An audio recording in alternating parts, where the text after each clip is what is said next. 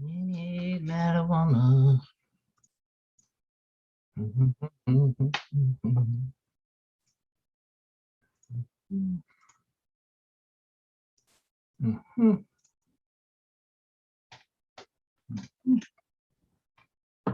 So just letting people stroll in on a early, what is it, Tuesday? Early Tuesday.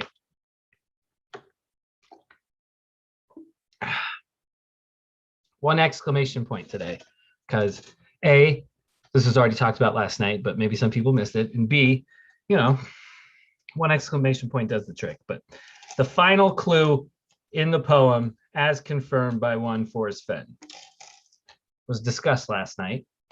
And we're going to go over it again. Jens has given me access to, I think it's a little bit longer of a teaser. It's like 59 seconds instead of 30 or whatever, but right, Rudy, none of us adjust for some reason. So we're gonna figure out, was this obvious? Was this something that everybody knew that you know, this would be the final clue? I don't know.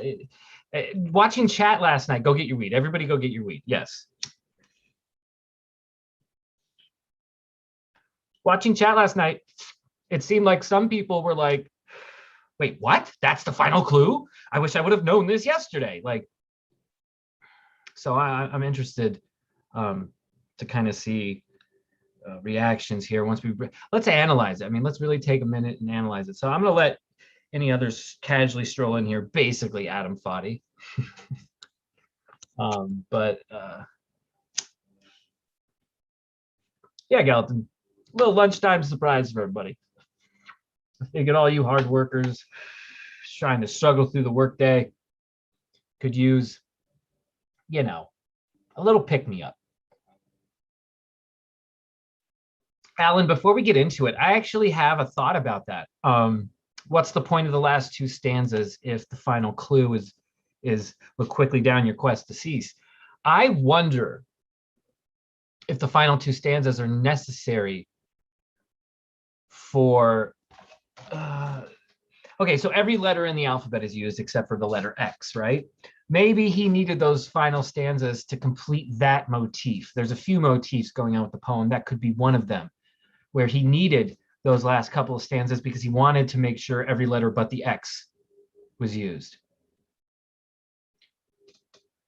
But we'll get into it.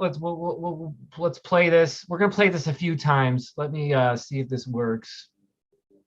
I gotta go to screen share, I believe, right? Oh, hold up. I gotta send this link to Ashley. Ashley's gonna be joining us today as well. My camera is like shaking like crazy today. Copy invite link. And then what do I do? Discord, I guess I can do a Discord. No, I can't do a Discord. Son of a biscuit and gravy. I can do, huh. What do I do? What do I do? What do I do? How do I send this to Ashley?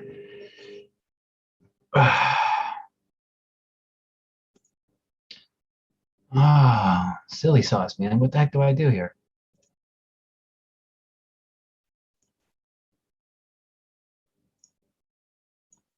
Oh, I can email it. What am I thinking?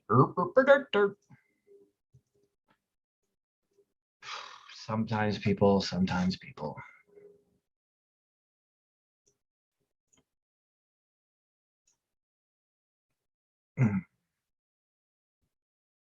Fucking awesome. All right, so let's send this to Ashley. Get that out of the way. All right, so the clip of Look Quickly Down was released a long time ago. Dark, I don't believe it was released a long time ago. It was discussed, but no one really saw it. It's been known and shared, but again, it was a lot of hearsay. I hadn't ever seen a quote from Fenn discussing the final clue until this specific clip. If you can show me another clip where Forrest Fenn discusses what the final clue is, please share it. Until then, this would be the only one that's ever been released that I know of. So, and no one's really saying breaking News, Dark. I don't think breaking has ever once come out of my mouth today, sir. You get your shit together, Dark. Giving private information to the Germans. All right. In the words of other folks on YouTube, without further ado, let's share my screen and watch it. Some folks were acting like holy shit. So, you know, whether this was new news or not, whatever. Let's talk about it. All right, if I share my screen, then see, I've already been watching this like a zillion times. All right, the last clue.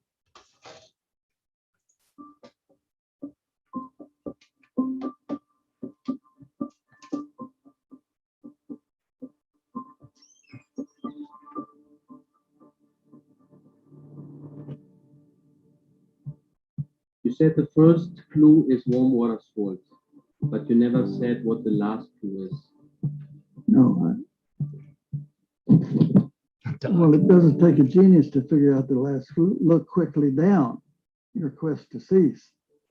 I would think people would think that would be the last clue. You found the treasure. I mean, what? There are no more clues after that. See, the thing for me is it's not just what he's saying, it's how he's saying it.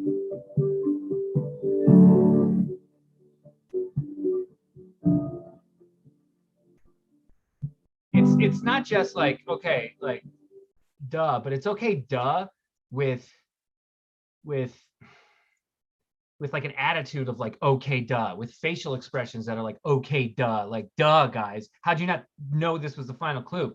Duh, like that, like it's obvious is kind of the demeanor that he takes, and it's pretty cool to see that. So, like I said, I don't know if people have seen this clue, this clip before, but so let's go over the implications. Let's get the poem out, because that means there's no clues. Maybe there's hints, but there's no clues after look quickly down your quest cease from the man himself. So that would mean, but Terry scant with marvel gaze, just take the chest and go in peace. Nothing's a clue. So why is it that I must go and leave my trove for all to seek the answer I already know? I've done it tired and now I'm weak. So hear me all and listen good. Your effort will be worth the gold. If you are brave and in the wood, I give you title to the gold. None of that has a clue in it. I mean, that's what he's saying, correct?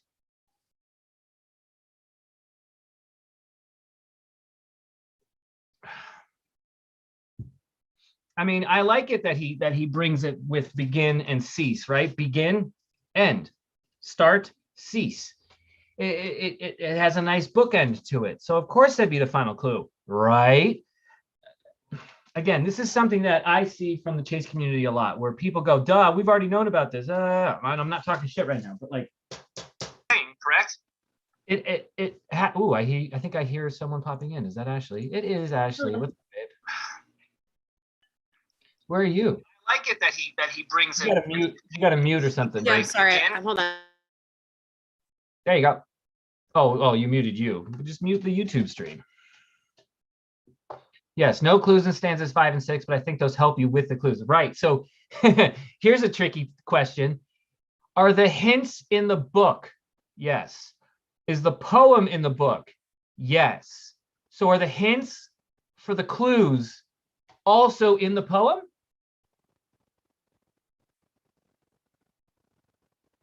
So maybe the hints weren't just scattered in other chapters of the book. The hints for the poem are literally also in the poem, in the final 2 stanzas.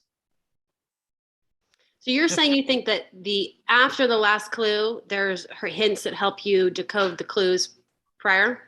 I question why we need 2 more stanzas if the final clue is look quickly down your quest to cease. I'm fine with, but Terry scant with marvel gaze, just take the chest and go a piece, still being there without a clue. But then why do we need 2 stanzas after that? Why does he start this this next stanza that has no clues in it with a question for us? Well, I mean, that's like saying, why are there any extra sentences aside from the clues in the poem?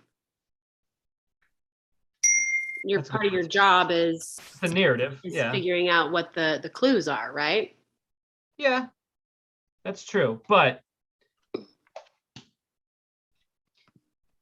I mean, one could just say he's doing it to make it harder too. I mean, there was something said back in the day of Doug Preston saw like an earlier version of this poem and then said, "Hey man, it's a little too easy." And then that's when Fenn like tacked on more lines or stanzas.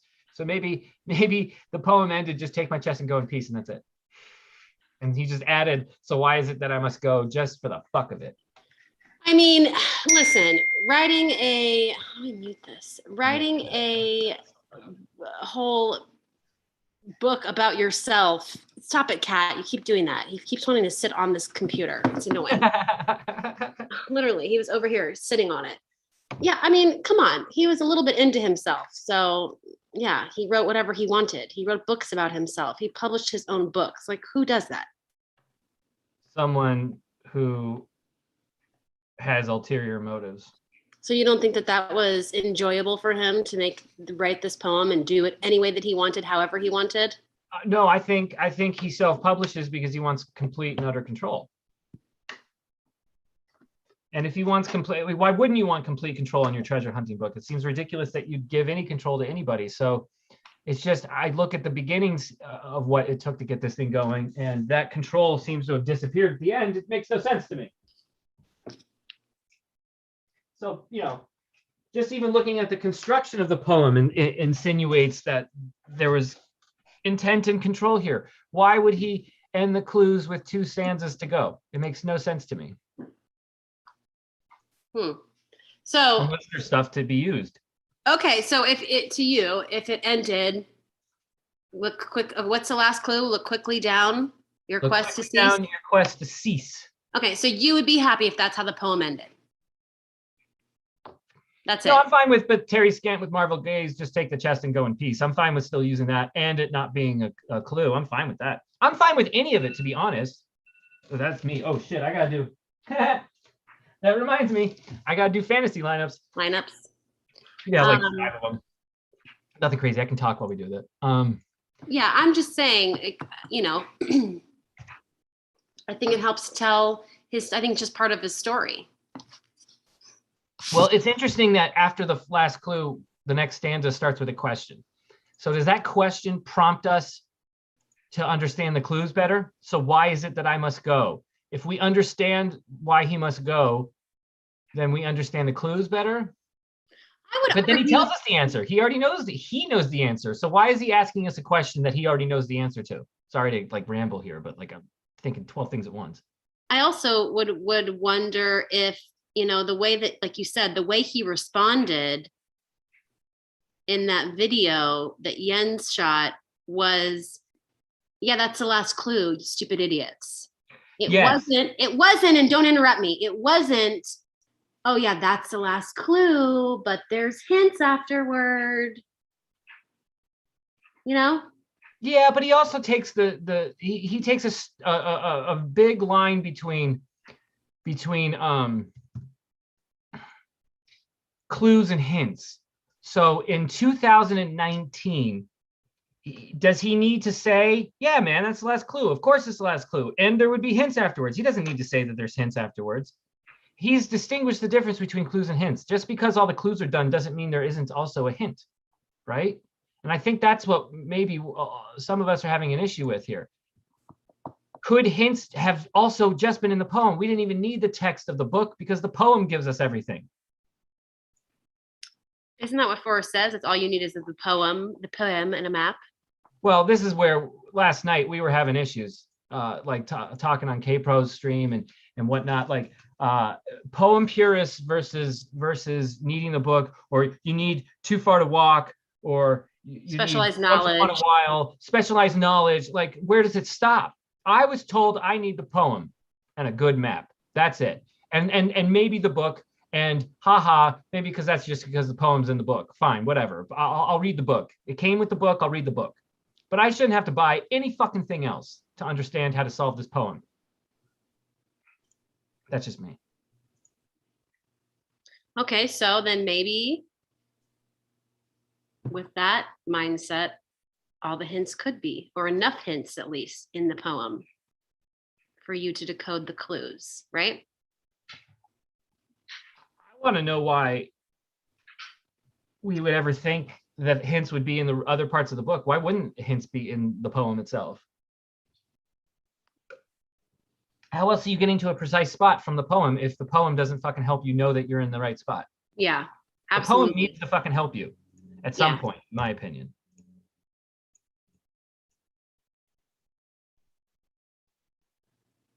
Sorry, I'm just getting this one.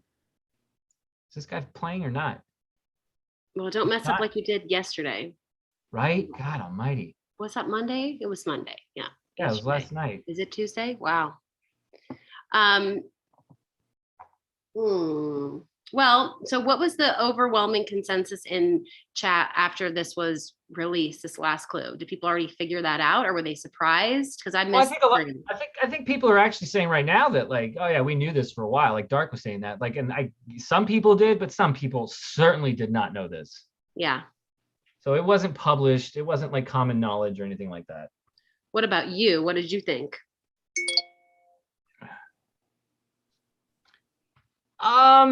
I always thought, but Terry Scant with Marvel Gaze was a clue. So I did not think the final. So what that you have the chest, but and your quest to cease, your quest to cease. It hasn't ceased yet. So it hasn't really ceased. I would almost argue Fenn is wrong. Your quest to cease. It hasn't ceased. My quest has not ceased, sir, by your own words. So why can't I think Terry Scant with Marvel Gaze, just take the chest and go in peace, is actually the final clue? I would disagree.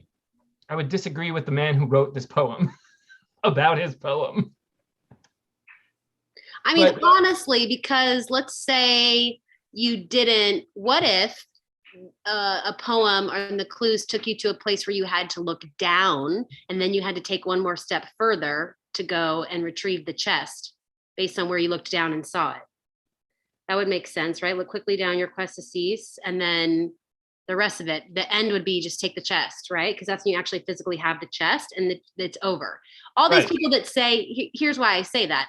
All of the people that say, well, I know the solution or I know where it was, but they don't have the chest. They don't have the chest. So I don't think they have the find, in my opinion, unless they physically have the chest. So I could see where just take the chest and go in peace could be the actual, for someone to think that's the end. That's where my head's been at with it. So if it's not that, so be it. But oof, God, I'm very confused.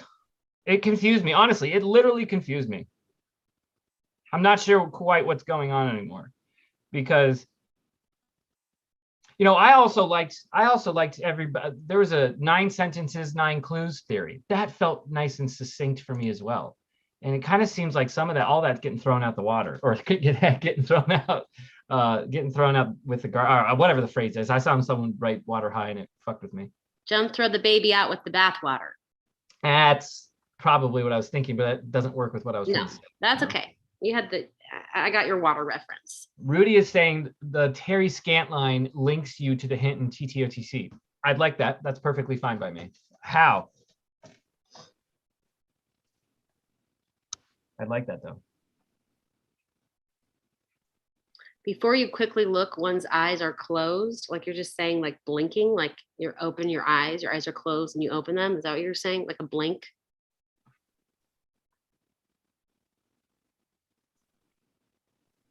I don't know, man. 9 sentences, 9 clues, 9 hole. Yeah, Fenn also said he didn't count the clues until after it was completed. Is that accurate? Wasn't there something about what he decided the clues were, or? He always knew what the clues were going to be, is what I thought he said.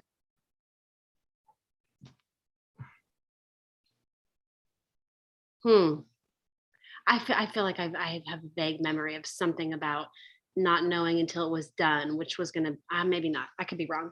Who knows? Maybe some expert can find it for us. What's chat saying? Sorry, I got to get these stupid lineups in. some people are thinking that Forrest didn't want people to wade the Madison. Why not? I don't understand that. Like, I why don't know would? either. That was super fun. Miriam, who said that Fenn didn't count the clues until after it was completed. Dark says that that is correct. Okay, so let's say the quote again. What's the actual quote again? That Miriam said? Yeah. Fenn also said he didn't count the clues until after the poem was completed. Okay, He didn't know how many until he counted. So he didn't intentionally use 9. The It just 9. happened to be 9. Yeah, that's the point of that. The 9. So when you're saying 9 clues, 9 Mile Hole, like the 9 had nothing to do with it. From if that statement is correct. Right. And honest, that's what that statement means. So I can no longer say something like that. That's absolutely accurate. So again, though, it's still confusing. Like, you spent 15 years on it and you never even so much as counted the clues. Like, So that you're makes telling me me you got. That makes me think then that obviously he knew the spot and he was just describing it. He was just describing it in any way that he wanted. And then he went back and was like, okay, which ones are actually legit clues? What could I call a clue? So maybe that is why there's more hints in it. Maybe there's because the whole entire poem is describing it, especially if he didn't put in specific clues. Like, think about how we help the girls write papers and they have to embed quotes. I would imagine the clue, like if I were to write it, I'd be like, okay, here are my clues that I'm gonna leave, and I'm gonna put these into this poem that I write. So almost like you're embedding a quote. I'm putting these clues into this poem, in this story, so that it's difficult, but also the clues are there. It just seems weird that you would just write it and then afterward count. Was it just counting, or was it deciding? Because again, like you said, how do you not know what clues you're putting in there? And how do you not decide what is a clue and what isn't a clue until it's completely written? That makes no sense to my brain. Can someone in chat explain that to me? Maybe that's what Jack meant by we were getting a disservice done by separating these clues out, and that it's a detriment to us. We shouldn't be counting the clues or separating the clues. It should be, look at all the clues, but then you have to determine what a clue is. The game is still determining what a clue is and what isn't a clue in the poem. But again, he didn't even determine what was a clue until after it was written. And if they're directions to a precise, I don't understand. If I knew all of this, like if I knew, okay, this guy wrote a poem, he decided later when he was done what the clues were, like I would just be like, forget it. There's not enough clear, concise direction. Like how does that lead you to a precise location when Forrest didn't even know which one were going to be the clues anyway? I don't know. Maybe I'm overthinking it, but it seems a little those weird. are good questions to be asking, in my opinion. What I don't understand is his usage of the word precise either. Precise to what? To what end? Is it precise if you go from 4 states down to one national park? Is that precise? Like, does it have to be to the inch of the chest to be precise? What's the definition? How deep is the hole? So a lot of people took these quotes and I think ran with them, myself included on some things, and did ourselves a disservice, I think. I think Fenn definitely liked to play with words and play with the meanings of words. And like, for instance, I was getting into it last night when we were discussing, where Warm Waters halt, if it's Madison Junction, if this is the spot at 9 Mile. And I said, listen, even that's not accepted. I could still argue Warm Waters halt is somewhere else. Warm Waters halt could be at the border. And then I got, well, what do you mean by border? Well, if you look up the definition of waters, it means water that goes around a sovereignty. Like, there's all sorts of ways we can play this game. Yeah. So when he says a precise spot, maybe it just brings you, nothing about anybody's interpretation of the poem brings you to any kind of precise spot, in my opinion. Nothing says Yellowstone in the poem. Nothing says national park. Chrissy Meep says he mentioned something like, unless you're steps away, call it a general solve. So Sam says, so if this is the correct place or area and we have all this info, why are we all struggling so hard for it to make sense? I thought it was precise and we would go with confidence. I do remember that. Yeah, I don't get it. I agree. That's what's missing from this. But you know what? That's what's been missing from everything. The blaze, like Jens says, the blaze marks a precise spot. Sure, yes, the blaze marks a precise spot. But the poem is not bringing you precisely to the blaze. It's just bringing you to an area where the blaze is, and then it's up to you to find it. Fine. The blaze is precise, but there's nothing in the poem that brings me precisely to the blaze. It's kind of like, And go ahead. I'm just saying for the claims are multiple in number in terms of it's going to be precise. The poem led him precisely to my treasure chest, or whatever the words were at the end. So he uses precise all the time. He's making it a point to say precise. It's like if I gave you directions to my house and I gave you the street that we live on. And I said, here's my address and the street and the city. Like, do you know how many houses are on the street we live on? How would you know what number? Like, that's what I feel the poem does. It gets you to the street. Yeah, I'm supposed to go door to door until I find your house. Yep. That's exactly what's happening here. Thank Fenn you. is bringing you to it. This is brilliant, babe. Good job. Fenn is bringing you to a neighborhood of homes. And what he's requesting you do is, he's not going to give you the address. He's going to say, you should just go door to door and figure out which home is mine. Yes. That is not a treasure hunt. No. That's a scavenger hunt, and an annoying one at that. And that's why I'm saying, had I known that was the solve, I would have I would have pieced out. I would have been like, I don't have time to knock on doors. I don't give a fuck if it's $2 million. Fuck you and fuck your poem, man. Yeah. I mean that with respect. I love the man. This was fun. Like I'm happy we did it. It's just, could we not have? There's different ways we could have sold this puppy without getting us into so much trouble here. It just doesn't feel right. And that's the point. Rudy says, Forrest said the last clue had to be found boots on the ground. That's what I'm talking about. How is it precise? Fine.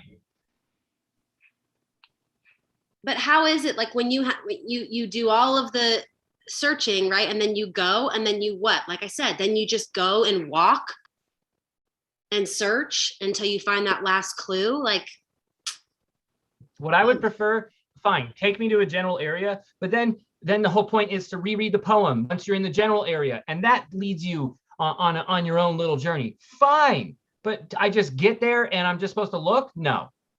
There has to be something else at the spot that tells you, okay, it's going to be down yonder or whatever. There has to be that one last bit of fun.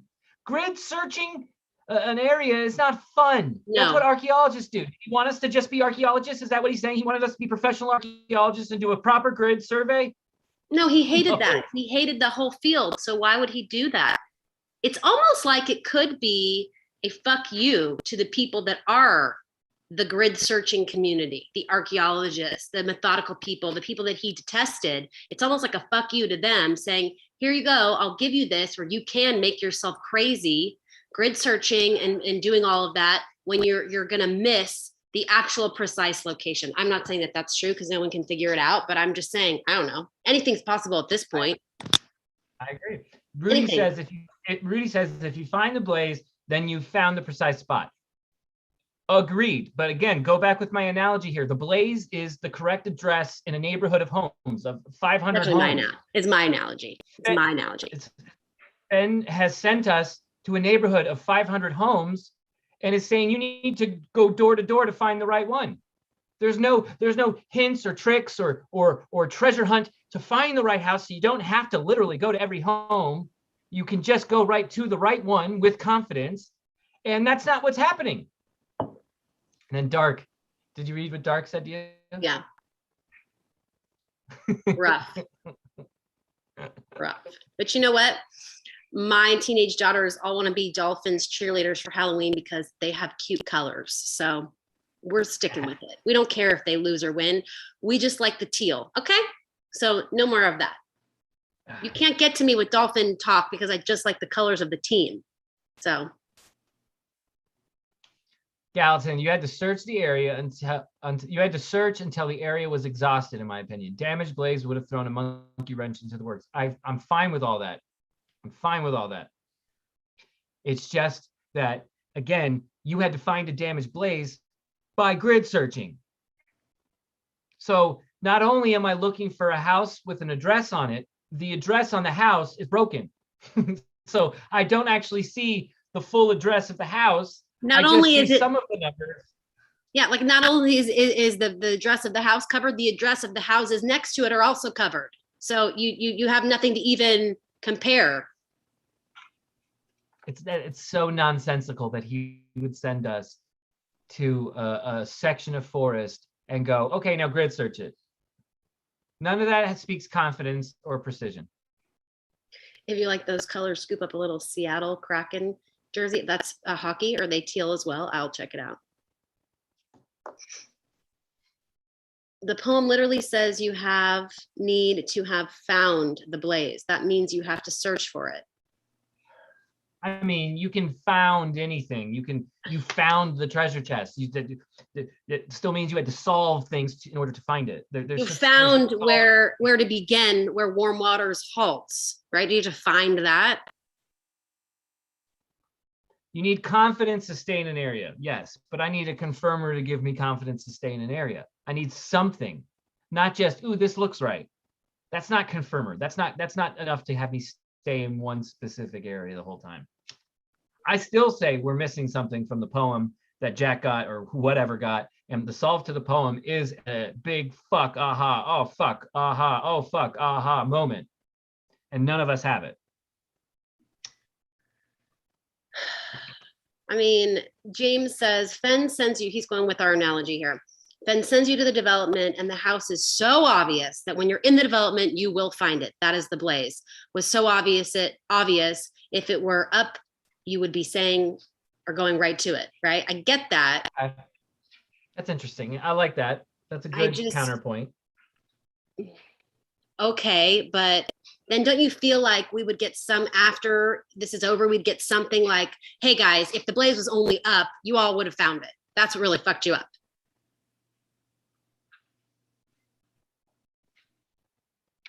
Yeah.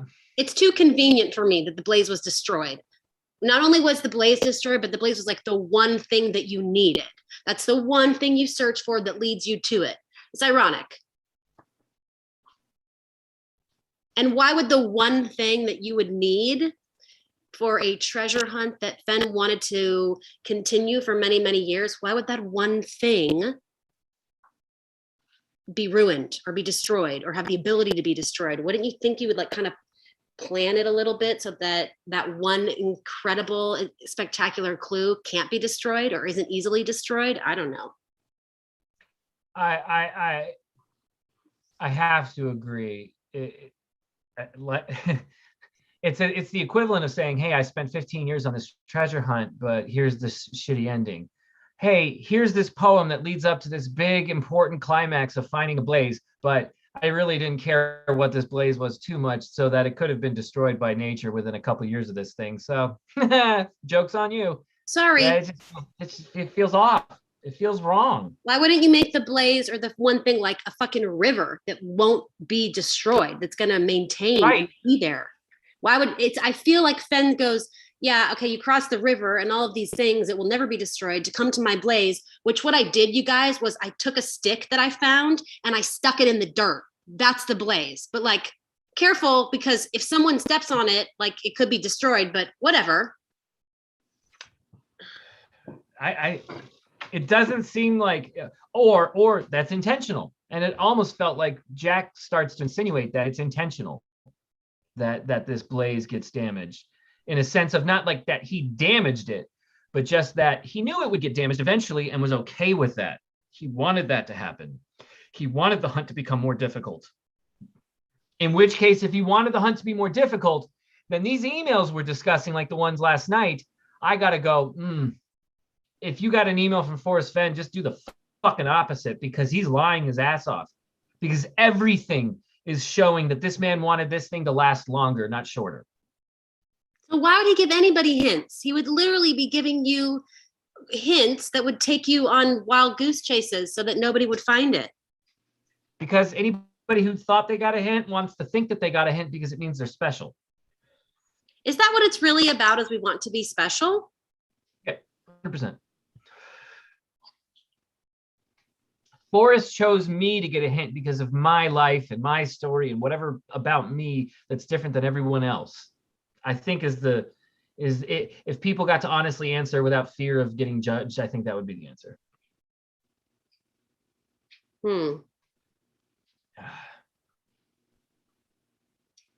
I don't know. I don't think, like, as I'm about to say something, I see Shiny Blackwell going, stupidest ideas in the chase. 1, WWWH is Madison Junction. 2, Brown is Trout. 3, crossing the Madison and being in Grizzly territory is required.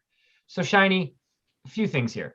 To think any idea is stupid, in my opinion. When you don't have a chest, when I don't have a chest, we can't dismiss or say anything is stupid or not stupid in a treasure hunt that involves deciphering the meanings of words and intent of sentences and phrases. So just for the record. 2, I agree, though, with what you're saying. You don't like WWWH's and Madison Junction. You don't like Brown being the home of brown trout. You don't like crossing the Madison and putting you in Grizzly territory for a family treasure hunt. I agree with all those sentiments that you have. I don't like any of that either. But I'm still taking it seriously that this may be the solve. Crossing that river is a big deal. But remember, Ashley did it in sandals. It's not that hard. Right? Like, I'm not disparaging you, babe. I'm just saying, like, if you can cross it in sandals, Fenn would argue, exactly. Guys, yeah, you had to cross a river. Ooh, it's not that bad of a river to cross. Well, and Adam thought he was saying earlier that he doesn't think you have to cross a river because Fenn said you could get it any time of the year.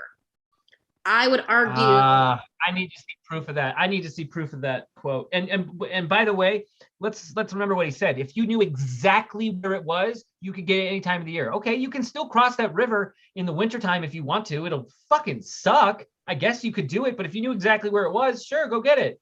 And also, if you knew exactly where it was, you could cross somewhere else.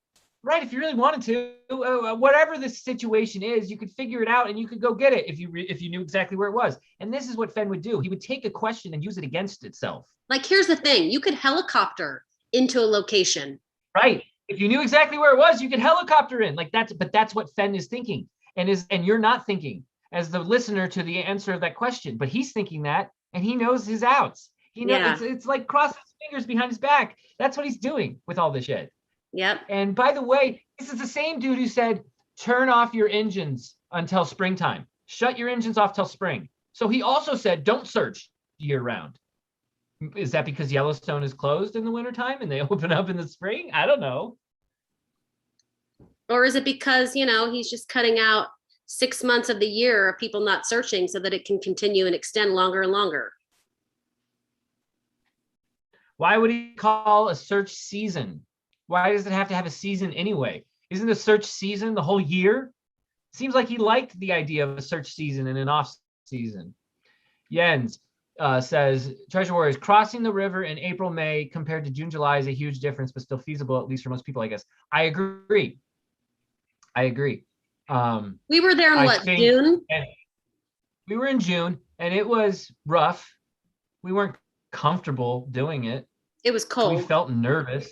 It was cold. There was warm spots, though. You remember walking into those warm, there would be little circle areas of water as you're crossing through, and you would feel like, ooh, the temperature just went up. Like, this spot right here is actually quite warm, warm comparatively speaking. Yeah. So, but you can't helicopter anywhere in Yellowstone. Of course, you can't helicopter anywhere in Yellowstone. Fine, whatever. Our point is, see, and this is the problem. This is how Fenn could get away with saying anything he wanted to some of you people. Yeah. This is exactly what this is. Teacher, can I go to the bathroom? Well, yeah, you can go to the bathroom. Okay.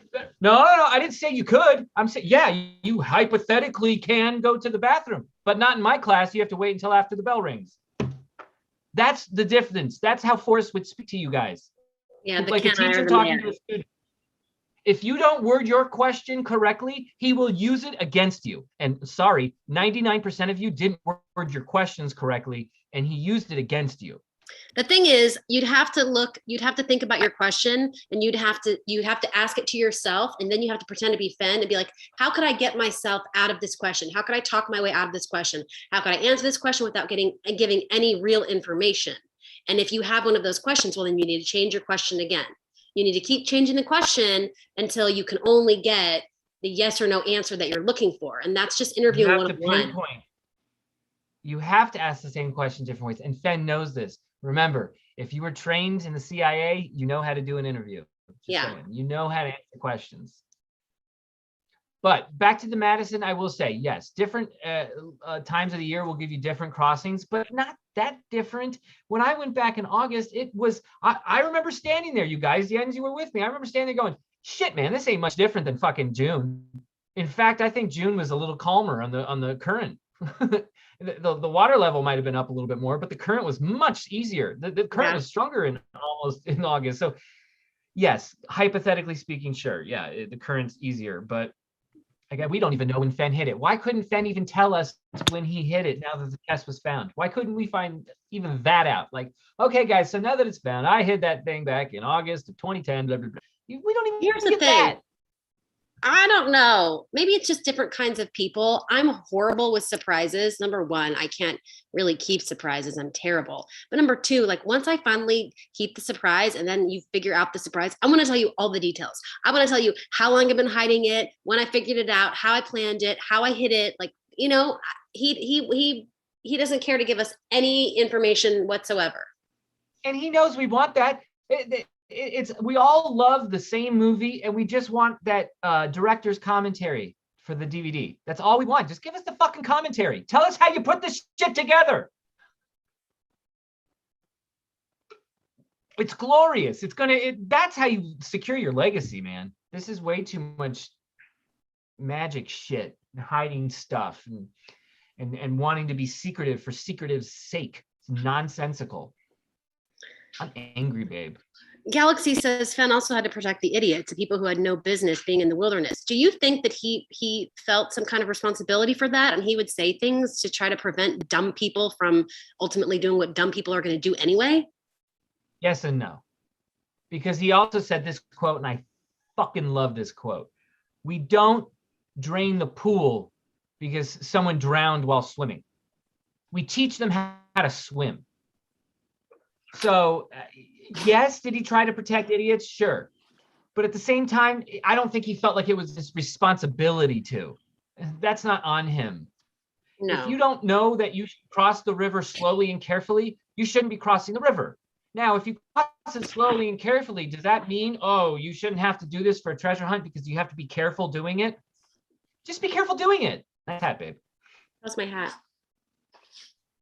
But again, that's if it's in the park.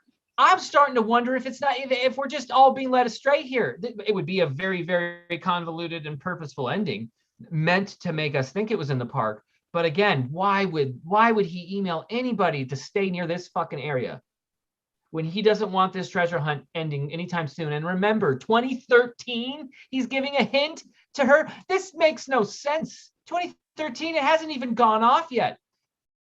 It's not popping. Why would he want it to end?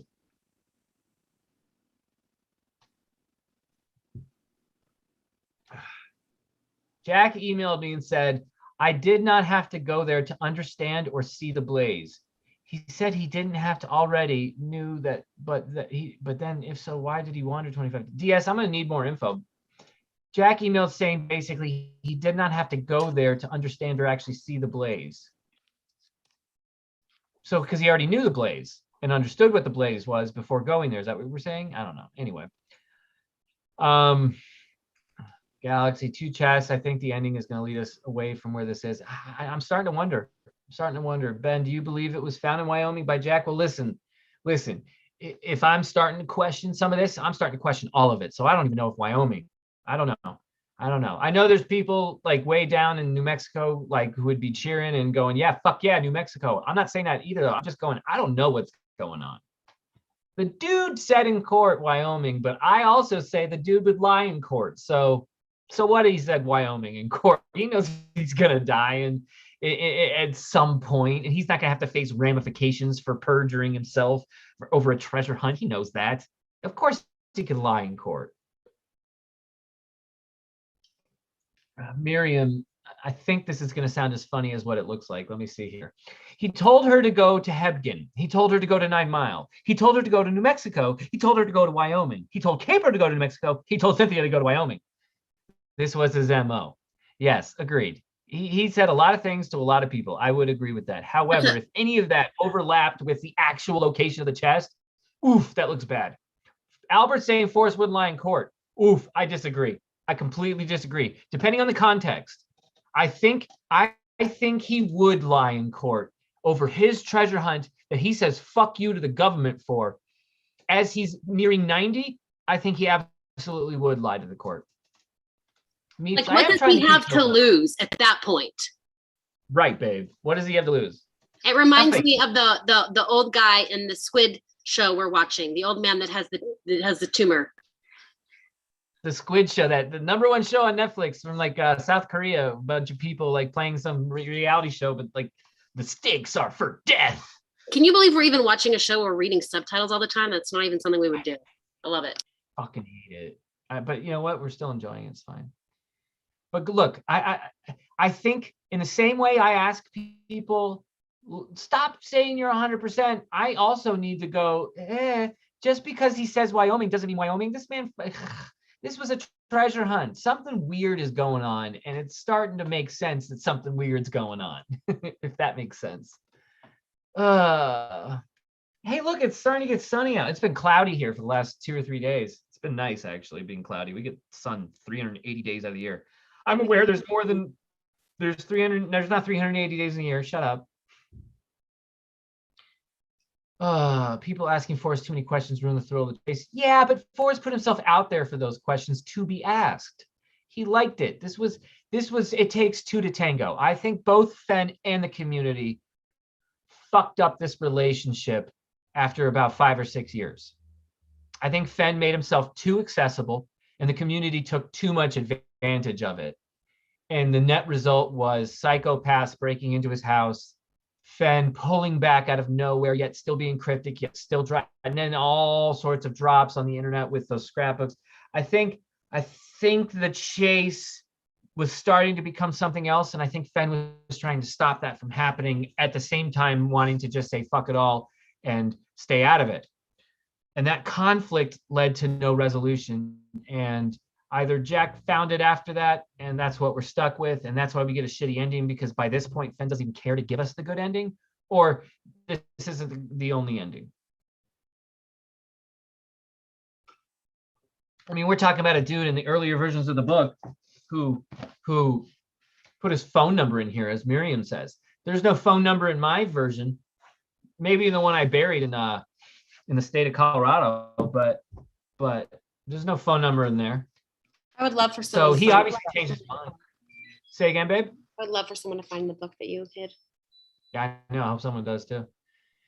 Ben, yes, he would lie in court documents. Wyoming territory map, including all Yellowstone in Wyoming, not Montana. I could see Fenn saying it's in Wyoming and it be in Montana. Yeah, I agree. I mean, he could do the whole thing that we've been talking about. Well, Wyoming is just a state of mind. So like, Fenn can do anything he wants to. He has lawyers. He has money. He sells forgeries and states that they're forgeries. Of course he'd lie in court.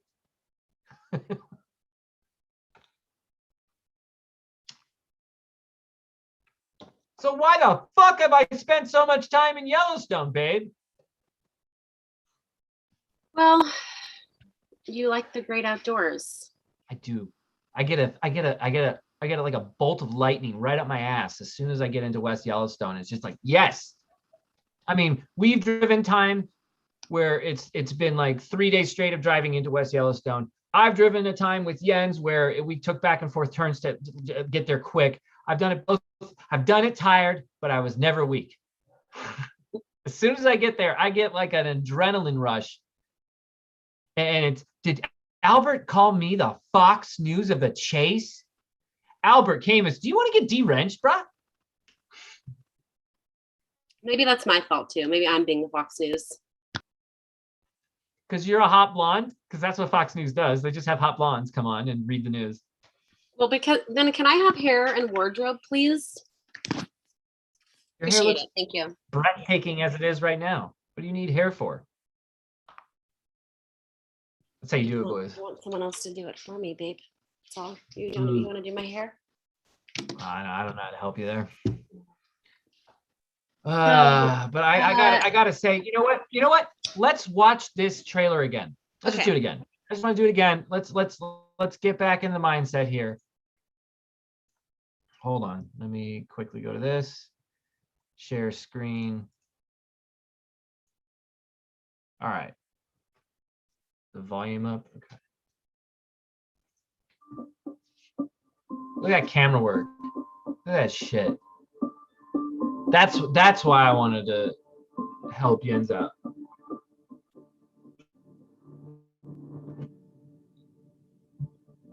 You said the first clue is warm water sports, but you never said what the last clue is. No. Well, it doesn't take a genius to figure out the last clue. Look quickly down. Request to cease. I would think people would think that would be the last clue. You found a treasure. I mean, what? There are no more clues after that.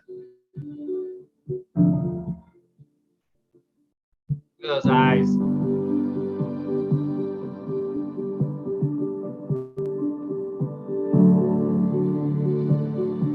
Interessante. So he's just so matter of fact. He's just so like, duh. Duh. I love it, Alan. Maybe Forrest brought a pocket full of sage to the spot from Peggy's spice drawer. Listen, this is what I'm saying. Anything is possible. I mean, Right, and that's how he smelled sage. It's ridiculous, but we're making the point that it's all ridiculous at this point. I have to agree with Jens. If smelling sagebrush meant sagebrush is natural to the area and is actually growing there, 9 Mile Hole is out. Can't be right.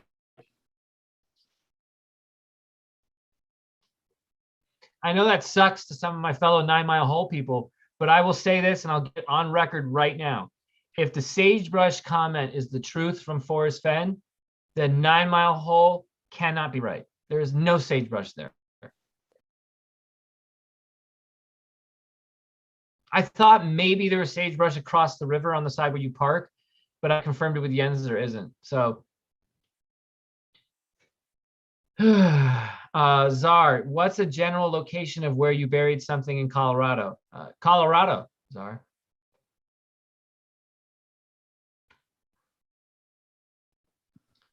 Sagebrush smells very strong, unmistakable, and lovely. I mean, it really is. When you're around sagebrush, you know it. So, and Adam, right, back to the trailer here. He seemed genuinely surprised that the last clue wasn't obvious. What's the implication there, guys? Straight forward. Your quest to cease. You have the chest. There's no clues after that. You don't need clues after you found the chest. Straight forward. That's what he's trying to, that's what at least he's trying to say here, in my opinion. Whether that's the truth, whether that has some obfuscation in it, I don't know. But what he's trying to say is keep it simple, stupid. And that's what Jack has tried to say. And some of us have said, no, it's got to be complicated. Damn it. Has anybody heard from Jack? K-Pro said she's heard from Jack. She's the only one I've heard that has communication with Jack. She hasn't shown it. She hasn't shown it to me privately, and she hasn't shown it to me publicly. So I would take her at her word that if she said she's in communication with Jack, I believe her. Interesting. But I'd like to know what they're talking about. She hasn't even told me what they're talking about. So. I was just curious. Sorry, coughing so much. Your quest to cease, you found his bones and the chest. You know, this is another thing I want to talk about, guys, and some people aren't comfortable with it, and that's all right. If you're not comfortable with it, you can sign off. He made a very big deal to talk about how the fact that he stayed alive complicated and ruined his plan, his grand plan, his magnum opus, his legacy, for lack of better term. Shit, now I forgot what I was saying, babe. What was I saying? On this one, I have no idea. I was just reading chat. I was trying to read chat. This is why I can't read chat and talk at the same time. It's really 'cause then I get hard. lost. Whoever's doing, like, you need a person doing it because you're reading it. It's hard to listen and still conversate while you're reading. Some of K-Pro the email- overcomplicated solves blow my mind. Yeah, K-Pro, what? Wait, what? K-Pro emailed Jack about his search partner, is what Kevin says. I see. I Yeah, see. Trey also says that Kate, we're just talking about when Jack has last talked to K-Pro. Davi. Morning, I've been watching all the begging about people saying you got to believe me. Fact is, even with 1 million people agreeing with the solve, it makes no difference. Only Forrest Fenn knows he wrote the poem. Right, and he left us without any way to know if what's what. Yet still said the truth will come out in no uncertain terms here. So even though those comments are incongruent with one another.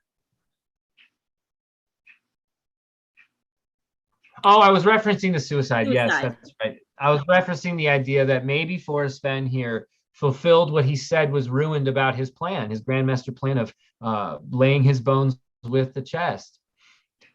And then he passes, and maybe there was a plan to that too. But if there wasn't, I'm not being disrespectful by asking this. I'm not trying to insinuate that he did or didn't do something. What I am insinuating is the treasure hunt master made it a very important thing to say he planned on laying his bones with the chest, and it was ruined by the fact that he got cured of cancer. And that if something ever came back, he would fulfill that. We're in an era right now that we don't have any kind of answers. We got nothing except for promises from the man himself saying the truth would come out, which insinuates he had some kind of a backup plan in case things didn't go right. And if you look into the day of his passing, again, I'm not trying to be disrespectful. I'm just saying there's a lot of weird things about what happened. It's a lot of weird things. And it's our business only because the man made himself a public figure to us. He's a public figure to us. We wouldn't be doing any of this if it weren't for him. So I hope people understand I'm not being disrespectful. Even those in the family, I would hope, understand that. I'm asking questions that I think have merit. I'm not just asking questions to ask questions. I'm asking questions that I think have actual merit behind them. Well, and what Goldilocks says, sorry, babe, you go. No, you read it. Go ahead. Goldilocks is saying, I think he may have, which is why he wouldn't have cared what he said in court. And bingo, bango, bongo, babe. Like, yeah, of course he doesn't care what he's going to say in court if he knows he's about to take his own life in a month anyways. Or let's pretend he doesn't know he's going to take his own life yet. He knows he's almost turning 90. Like your turn is almost up. That's part of turning 90, I think. Like, I think you come to grips with that, or you at least sit in it more. Those of us who aren't there yet try to avoid the idea of mortality as best we can so we don't get depressed. But at 90, I think you deal with it. And yeah, fuck your court system and fuck your laws and fuck you. Yeah, I put it in Wyoming. Go fuck yourself. That's what Fenn to me is capable of doing. I can see that too. Totally. Jens is talking to Goldilocks. It's not important for me to find something. It's more to present what F created. Yeah, I would agree with what Jens is saying in the sense of I got to see what Jens is doing. And, he's in LA. I'm in LA. He wanted the help of a writer. I happen to be trying to be one, and I think I'm a pretty darn good one. And so we met up, and so we're working together. And I would say the reason we're working together is I got to see a little bit of what he has been able to create over the last few years. And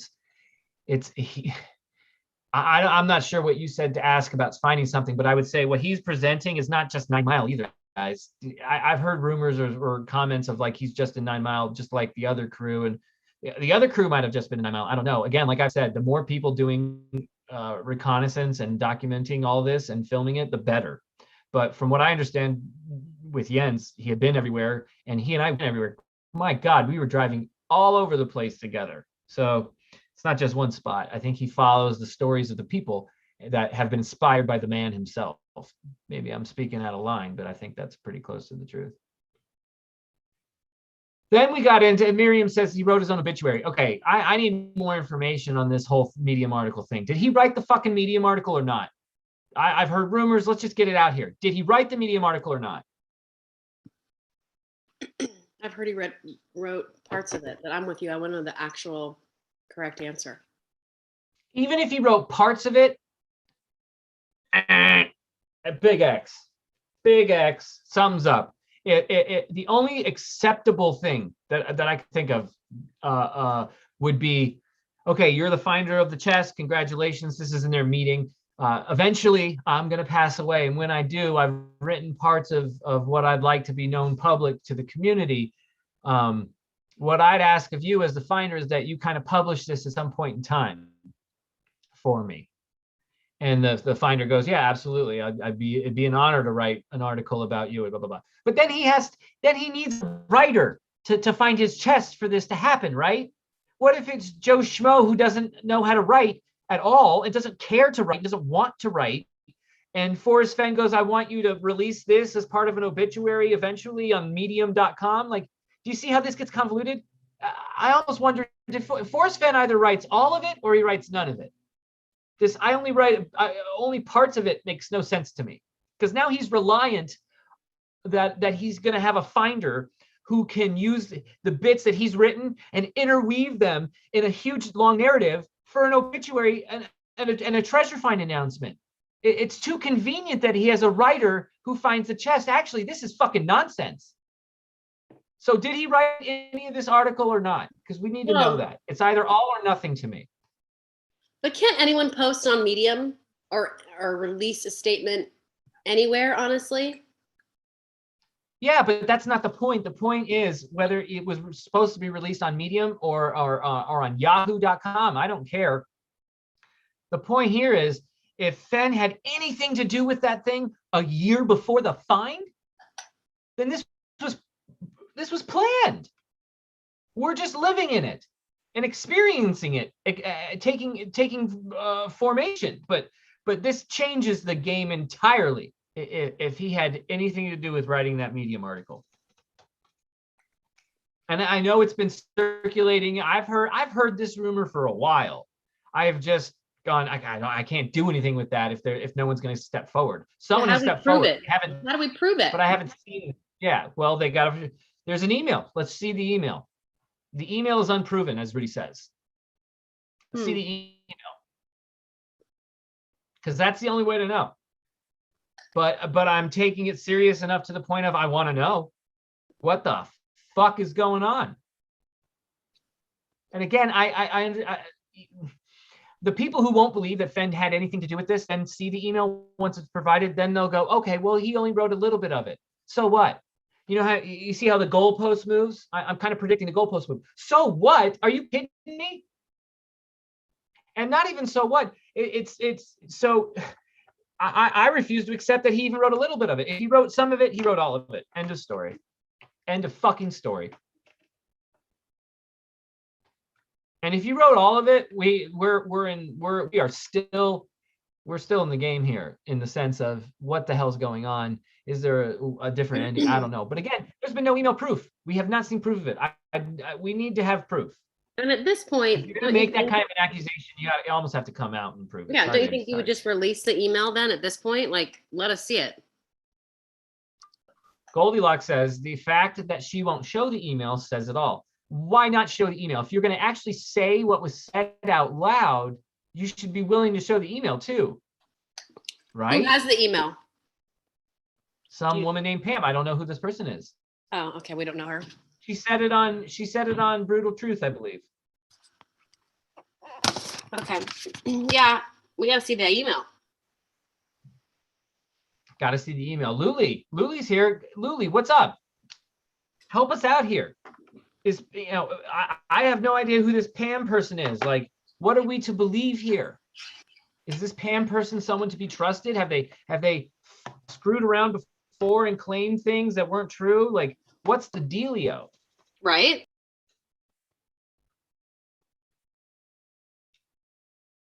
The people with the supposed email are hoaxing, says Rudy Green. Well, if that's the case,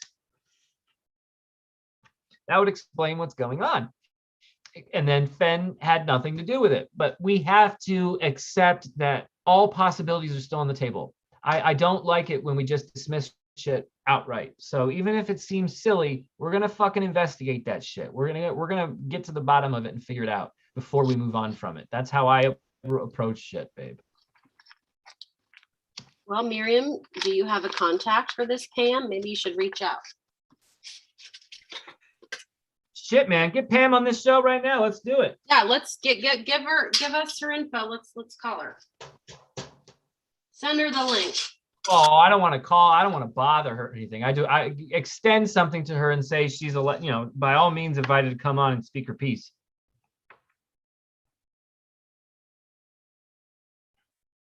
Pam doesn't seem untrustworthy, says Hooley. Okay, that's good to know. This is so aggravating for me, yo. Ghost Dancer. Why is this aggravating? Because you haven't found my book yet?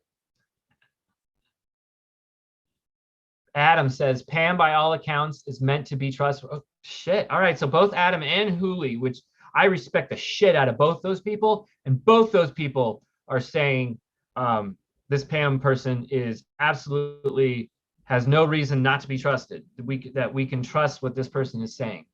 Stuck in Chaselandia says, I believe Pam. Another person I respect in the community here. Don't see what you would get from lying about it. I mean, I tend to, aside from attention, I mean, people like attention, but read the article again. It's obvious he wrote it, as in Fenn. Yeah, I mean, I think we all were like, holy shit, what a great article. It feels like Fenn. We all said that right away.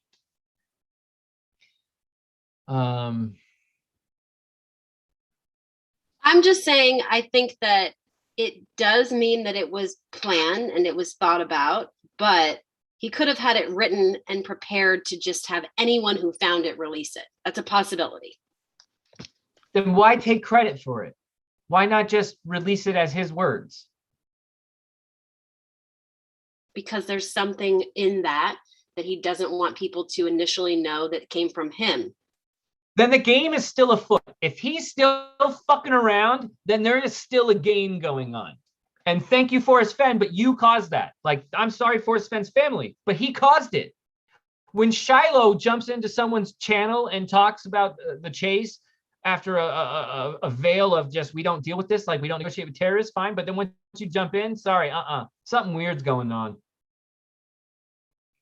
You talk to him, babe. I'm going to walk downstairs for a second and go get a refill on my drinky poo here. But this is bullshit. Why not give the credit? Why not, even if little segments were Forrest Fenn, why not in the middle of the article go, and the following words written by the man himself, blah, blah, blah, blah, blah.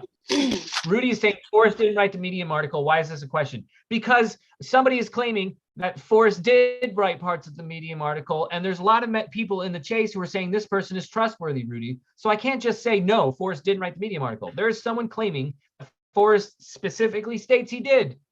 And there are people in the chase who are saying that this person is trustworthy. That means it's worthy of investigating and finding out more. I do not have a mind made up on this.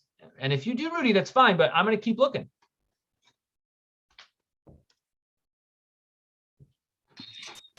He's coming down here, right down here.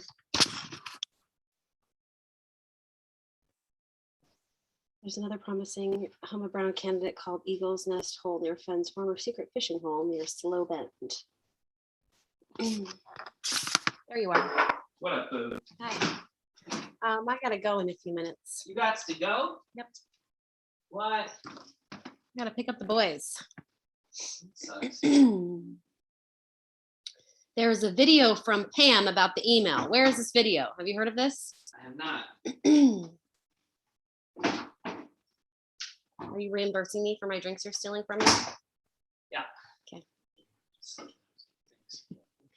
Well, those are my sodas. Stealer.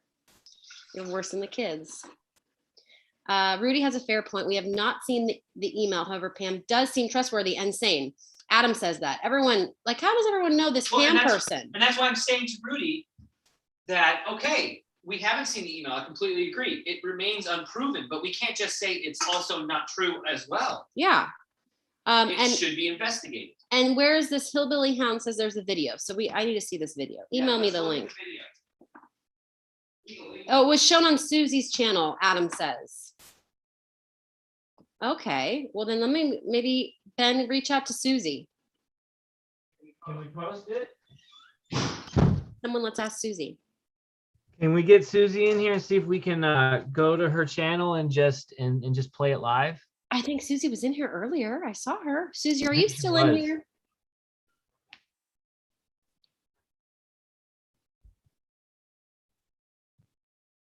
Well, 5 Leaf, why is that? You're the only person so far today that said that in this chat. And also you've already said you're in a bad mood today. Does someone have a case of the Mondays on a Tuesday?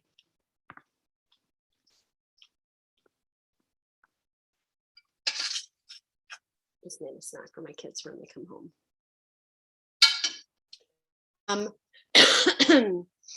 Oh, Susie, you're there. Okay, Susie. So Adam, oh yeah, Adam's asking you, Susie, have you seen the email? So have you seen the email from Pam? Also, there's a video from Pam. Did you post it on your channel? And we were wondering if we could play it. Right, Ben? You guys like my shirt?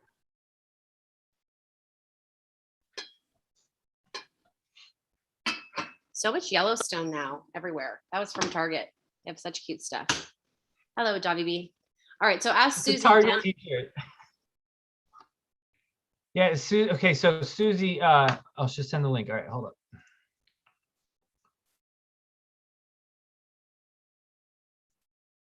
All right, you got the wrench, Suze.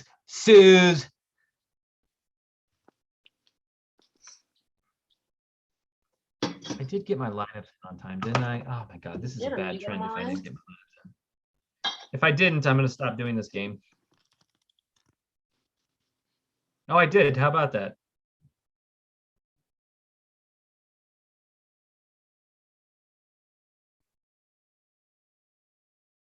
And doing all right.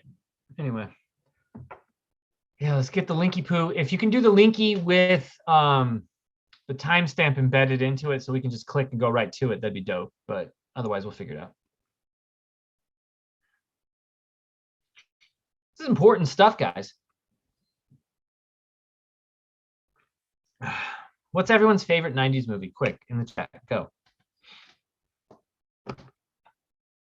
Little Giants. No, I'm kidding. It's a good 90s movie, though. Mine has to be The Matrix. Just makes it as a 90s movie. It's almost cheating, but. Oh, she isn't marked private. Well, then we're definitely not touching it. That's too bad. Anyway, we can still debate the merits of it, but we need to see the proof of the email either way. We need to see the proof. Assuming there is such proof, then what? Then what does that mean? Well, you're saying assuming that there's proof that he wrote the article, what you're saying is that it's still going on. That there's still a game being played. Yeah, that's what you said Yep. earlier, at least. Hey, look, the Medium article also has a point where, like, it goes, you will see. You know what? Let's get the Medium article up. That's what we should do. Jack, Medium, Fenn. My Google foo is so strong. It's just so strong. Google foo? Google foo. You don't know what Google foo is, babe? No. Google foo is your ability to research within the confines of Google at a pace in which you can get that information faster than others. Google foo. Like, you know, Kung Fu? Your Kung Fu is strong. My Google foo is fucking strong because I can fucking find information out real quick. Real quick. Enter. Boom. Info.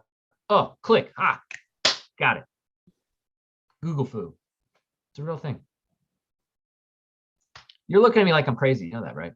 Yeah, you are crazy. I've never heard of Google foo. Did I say that right? It feels very funny coming out of my mouth. Say it right. Google foo. Say it. Google foo. Google foo. Google foo. Too. Anyway, remembrance of Forrest Fenn. We're going to do this right now. I'm going to pull this bad boy up. We're going to share this and we're going to read it. And we're going to say, is this Fenn or is this Jack? The old radio bit. You read, I'm listening. Okay. Sharing screen here. All right. So, a remembrance of Forrest Fenn. Who wrote that? Jack or Fenn? Probably Jack. Probably Jack. Anyway, my friend Forrest Berg Fenn passed away at the age of 90 earlier this month, and if I have anything to say about it, far too soon. I gotta say, that feels like a Fenn line. September 8th was certainly not the first time Forrest made me cry. Jack, I am the person who found Forrest's famed treasure. What does he link? He links us to Wiki. It's so weird that he links us to Wiki. Like, why does he have to link it to Wiki? Why not link? Well, because he doesn't want to take sides. He doesn't link you to any articles or anything like that. He just wants to link to Wiki, right? That makes actually a lot of sense. The moment that's Jack. The moment it happened was not the triumphant Hollywood ending some surely envisioned, semicolon, motherfucker. It just felt like I had just survived. I hate that. It just felt like I had just survived. See, now he's supposedly a writer, Jack. I honestly think this is Fenn. We are teaching our sophomore to not write like this. Right. It just felt like I had just survived something and was fortunate to come out the other end. For so long, I thought I might be haunted for the rest of my days by knowing where the treasure was, but being unable to find it. Would I still be out there in that section of forest 50 years from now looking for it? When I finally found it, the primary emotion was not joy, but rather the most profound feeling of relief in my entire life. I think that's Jack. I figured out the location where, by the way, Jack could still mean forest. Okay. I figured out the location where he wished to die, parentheses, and thus where his treasure was back in 2018. But it took me many months to figure out the exact spot. This treasure hunt was the most frustrating experience of my life. There were a few times when I, exhausted, covered in scratches and bites and sweat and pine pitch, and near the end of my day's water supply, sat down on a downed tree and just cried alone in the woods in sheer frustration. My God, this is such a long sentence. A lot of people would assume this is a run-on. I don't think it is, though. It's interesting. Hold on, I gotta check something, but this is fun. I like going through Jack's shit here. This gives me a better interpretation of Jack's words while we read it again out loud. Keep learning about this motherfucker. And I have read other previous writings of Jack, and I will say it's not the best either, but it's still a little bit more by the rules, Also, if you will. would you have an editor with previous things? Yeah, you have editors, you have all sorts of different shit. There's nothing going on like that here, so whatever. I spent about 25 full days of failure looking for the treasure at that location before getting it. Now, this sentence is purely meant to insinuate to you, the reader, that he's a legit searcher. He didn't just find this willy-nilly, you know, on a spring break or whatever. He's saying he spent 25 days searching for this treasure over a period of time. A lot of people took this as like, oh, he searched for 25 days straight before finding it. And I always laughed at that. That's not what he's saying. He spent 25 days, full days. If you add them all up, 25 full days of failure looking for the chest. That sounds like a lot of us, doesn't it? Luli's saying she told us in a private Zoom last spring she was going to show us, but interesting, Luli. Very interesting. Very interesting. Very, very, very, very, very interesting. What's identify the part in the 3 dots is what is claimed to be in the email. What? Ben, have you read his preview? Okay. So wait, hold on. At Adam Foddy, the part after the 3 dots is what is claimed to be the email. What's after the 3 dots? Where? In chat?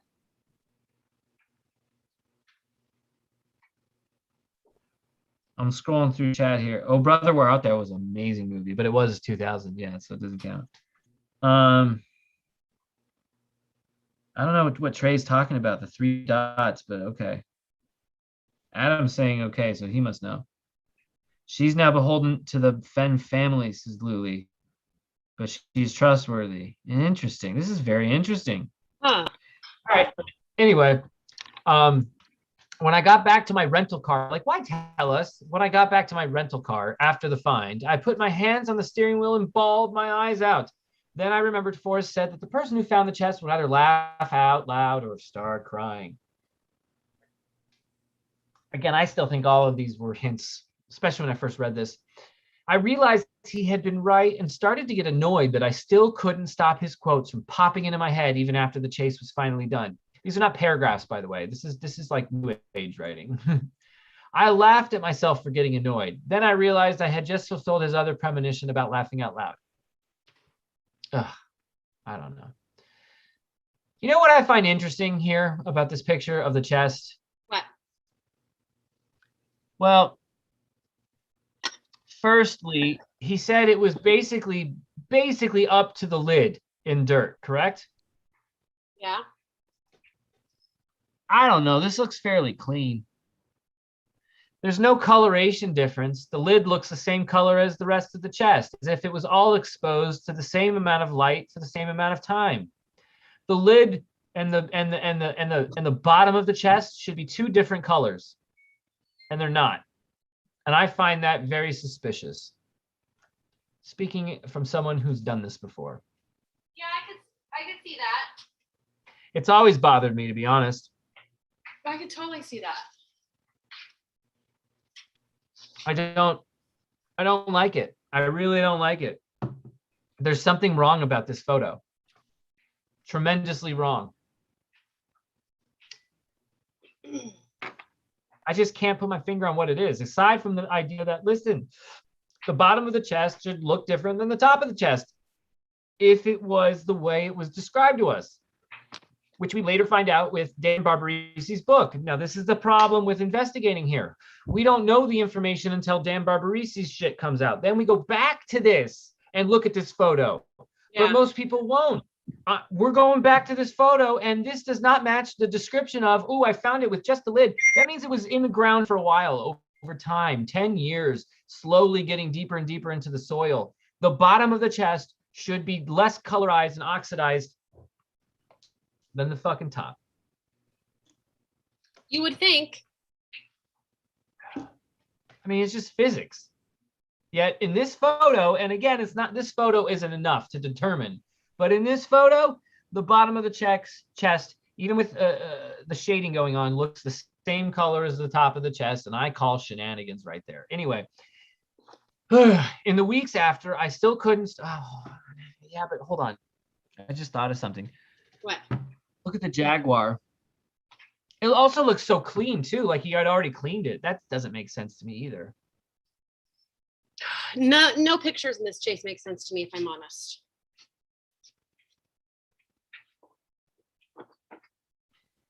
Very odd. In the weeks after, I still couldn't stop myself from reflexively thinking about what he was thinking. What a strange sentence. In the weeks after, I still couldn't stop myself from reflexively thinking about what he was thinking. After living inside his head for 2 years, meeting him in person was sensory overload. I could now analyze his words and facial expressions and tone in real time, mere feet away from me. I could ask him questions about the chase and he would actually answer them. The usage of an exclamation point is so fucking over the top sarcastic to me. I never got used to it. I don't love it. Babe? I don't love it either. I never got used to it, and I was still analyzing him unnecessarily when he died, unable to turn my obsession off. Unnecessarily. He was still analyzing him unnecessarily. So that means he was always analyzing him unnecessarily, is what he's insinuating there. Yet at the same time, he told us it's his obsessive analyzation of Forrest Fenn that gave him the spot. Again, he contradicts himself in his writing if you really start to dig deep here. It's interesting. Now that he's gone, I'm no longer annoyed.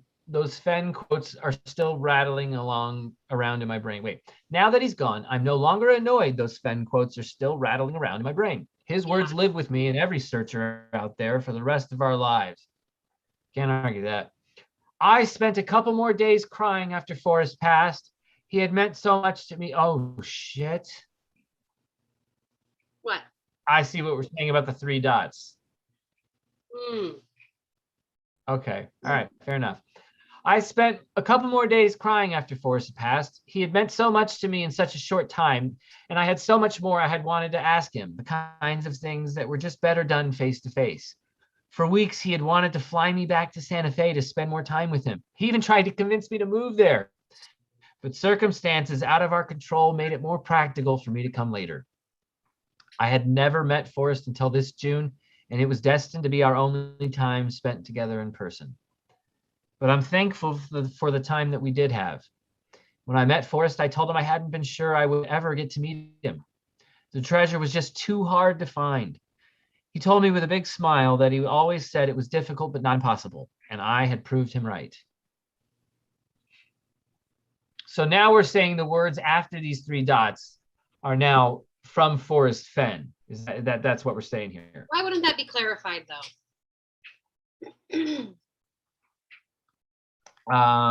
That's a good question. Why wouldn't that be clarified? I mean, and again, here's my question. How does he know to rely upon a writer that knows when to interject the writings of the man himself versus his own writings as a writer in terms of Jack Stoof? It just doesn't make sense to me that Fenn himself hit the jackpot when Jack hit the jackpot. They both hit the jackpot at the same time. I'm sorry, lightning doesn't strike the same place 7 times in a fucking row. No.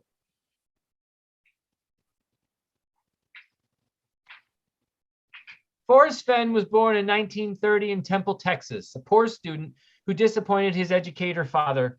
He grew into a life of adventure. A decorated Air Force pilot who was shot down in the Vietnam War and survived the Laos jungle, a rakish and prominent art dealer who courted the rich and famous, and in his 3rd and final act, a compulsive memoirist who wrote a poem that launched a treasure hunt in the Rocky Mountains. A memoirist, not memorist, right? Memoirist? Yeah. A compulsive memoirist? A compulsive memoirist who wrote a poem that launched a treasure hunt in the Rocky Mountains that inspired many thousands of regular folks the world over. The first line of his New York Times obituary calls him eccentric. Quote, "I've been called eccentric and I'm flattered by that," Forrest once said. Quote, "because the difference between eccentric and a kook is an eccentric has money." Forrest Fenn was the kind of man to drink buttermilk out of the bottle. He kept alligators in the garden of his art gallery. He kept alligators in the garden of his art gallery. Is that true? I think so, yeah. He had alligators just walking around his art gallery garden. He had like a pond back there, didn't he? Or something? What they hung out? You're telling me this motherfucker just had alligators walking around a pond in an art gallery and the United States government didn't go, "Do you have a permit for that?" I call shenanigans on that sentence right there, unless there's proof. I guess if there's proof, fine. But like, that's amazing to me if he actually had live alligators just hanging around his fucking art gallery.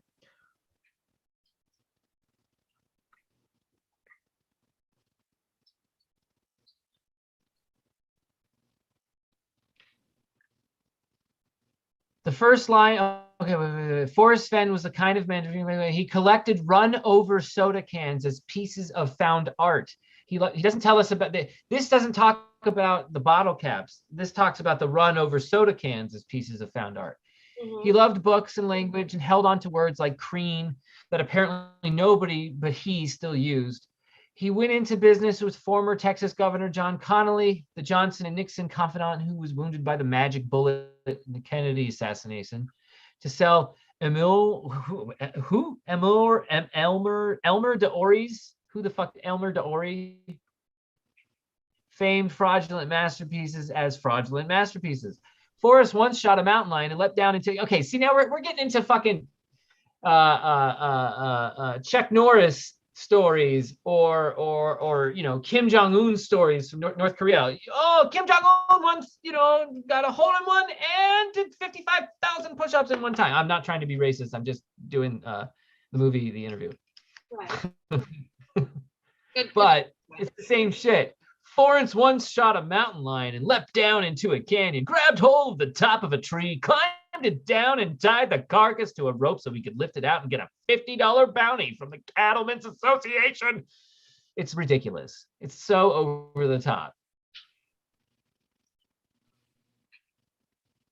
He was also a man with an independent mind and a security with his masculinity, perhaps uncommon to those of his generation, that allowed him to express difficult feelings and question his own decisions and values in life, becoming a pacifist after retiring from the military and even regretting that affair with the beautiful mountain lion that had run in his direction. Now, again, long ass mofo sentences. Forrest wrote poignantly about his struggles with self-esteem and self-worth, and it's probably these writings I connected to most. Okay, so now this writer is speaking as if they are Jack Stoof. We're claiming this is Forrest because it's after the dots, but make no bones about it. This person is claiming to still be the writer Jack Stoof, the finder of the chest, right? We agree there? Yeah. So they're hiding it if this is Fenn.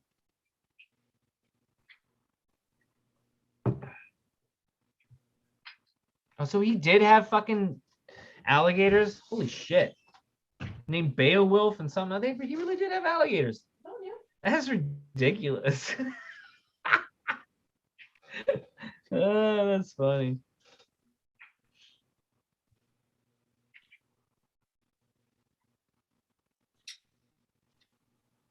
Adam says, I think Forrest wrote that section and asked Jack to include it. Fair, but then like again, Forrest is writing this too. And it's probably these writings I connected to most. Like this is all Forrest's still. Like it's all so silly. I gotta Look at this picture now. I gotta go pick the boys up. Bye everybody. All right, Boo. Love you. See everyone. I'll be back later. Isn't that a frog right there? Wait. Is this missing frog? The one that Fenn had to go to like his vault for? Or is there another frog? Am I confused? Let me check. I'm very confused right now. Steve Klein. Actually, lightning can strike the same place 7 times. I just Googled it. Fair enough. I agree, Rudy. I agree. But still, the accusation is out there, and we're not gonna not talk about it. Again, and I asked for help here. I asked for guidance. I asked for a little clarification on the person making this accusation. And respected members of this community have said this person is to be trusted. Okay, we should listen to them then. So can we check out a couple things right here? Look at this chest. Now it's been cleaned. That's fair. But look at that. I can't zoom in on that one, by the way. Look at that. That's just, I guess there's dirt there, but again, there's no coloration difference, even once cleaned. Look at this.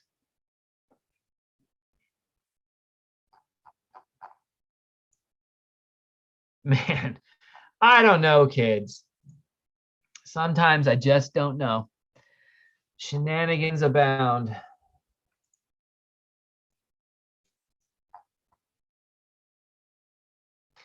You know, the latch right here almost looks a little different. Almost looks a little different. There's a very obvious groove indentation there. There's definitely an indentation. I guess it could be. I don't know, man. That's still weird. Still very, very weird. I mean, listen, it was cleaned. I hope with distilled water. I don't know what he did, but is that a frog, guys? The claim I was told is Forrest wrote the part from the dots through the mountain lion story.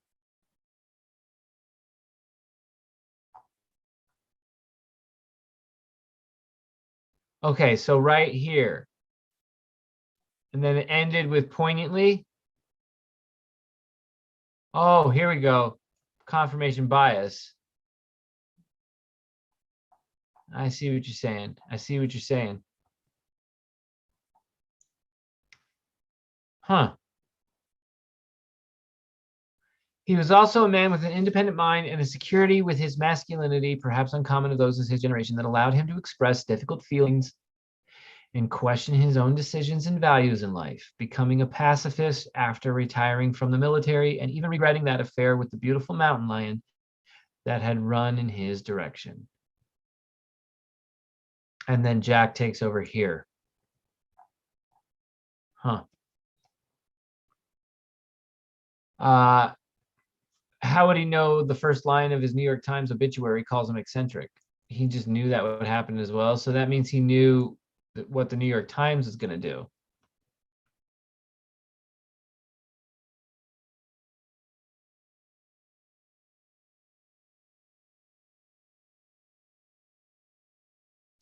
Yeah, and here's the thing, guys. This email wasn't sent to Pam on purpose. It was sent to her in error in 2019. Like that means that this was all being planned, guys. Things were being written down ahead of time. Like, sums up.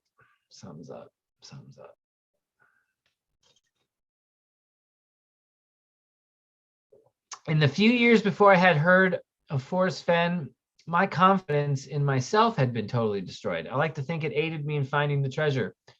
Without any self-confidence in my abilities, I had to stick to the evidence and not stray into hunches and speculation not strictly supported by the facts and into their close cousin, confirmation bias.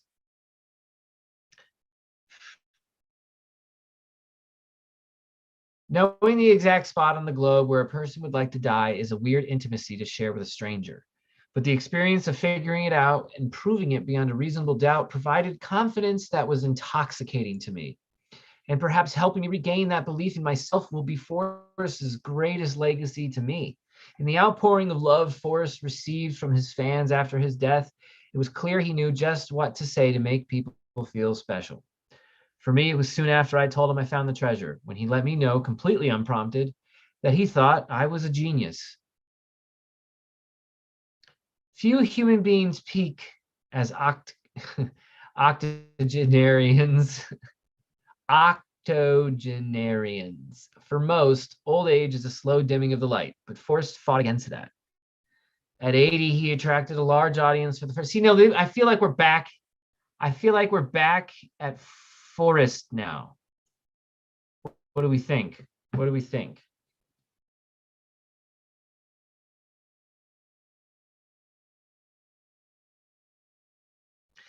Minotaur Marino, in my opinion, the Alzheimer's paragraph in that article is the most important to how Jack solved the chase. All right, we'll get to that. Just reading this quickly, guys. The picture had been planned. He knew he was at the end with COVID. He wanted to get it done. That does not mean it was associated with Jack. Could have been, but all speculation. Right. No, I'm with you, Packer Jack. But here's the thing. This relies upon somebody who knows what they're doing in terms of how they would put Forrest's words in with their own. Like, Forrest is lucky, I guess, that a writer found the chest. Do people find that as crazy as I do?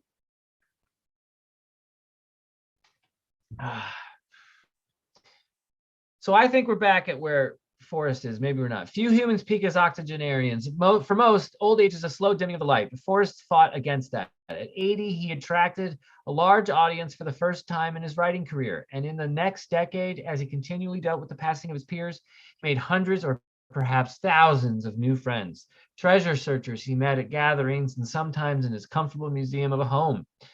For a decade, he wrote a memoir at breakneck pace, sharing the stories of his life. For a decade, He wrote memoir at a breakneck. What?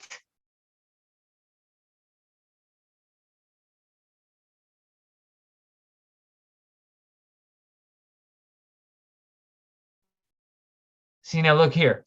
He didn't seem to mind much that his audience wasn't really listening to what he was saying and were only looking for secret hints. Now let's go back here. For a decade, he wrote memoir at a breakneck pace, sharing the stories of his life with great relish, yet seeming to never run out of them, even when he was down to telling us about the condiments in his refrigerator and the spices in his cabinets. Guys, relish on a hot dog. Condiments. What's like, you know what I mean? Like, what's going on in this paragraph right here? This is very strange. This is a very, very strange paragraph, ladies and gentlemen. I need more weed because this is weird. This is strange. I don't understand what that paragraph is. Something is odd. We need to get to the bottom of it. And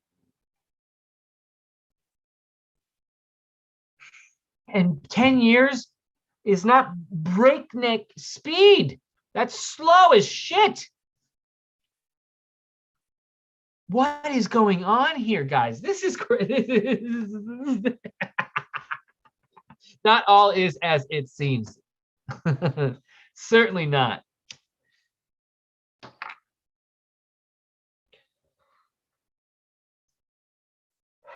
All right, hold on. I'm getting people asking me about going to some shit here. Let's see. Scrapbooks. Question: is numbering the poem too hard, Ben? Anyone too abstract? Davio, I know what you mean by numbering the poem. I get it, dude. I totally do. But right now, all I want to do is just use Jack's words against him and figure out if Fenn wrote these words. And if Fenn wrote these words, then we're all fucked, Davio. All right, guys. Hot dogs, relish, condiments, refrigerator spices and refrigerators and cabinets, spices and condiments and relish. Hot dog. Oh man. For a man who expressed anxiety about getting Alzheimer's, here's the Alzheimer's paragraph. He seemed to have found the perfect deterrent to cognitive decline, talking frequently and in guarded detail about a huge, closely held secret to a gash of gold, yet never divulging it to the thousands of interested people inquiring. In a decade, he never made more than a couple of subtle slip-ups in front of all the dogged reporters who came to his house, and even those apparently haven't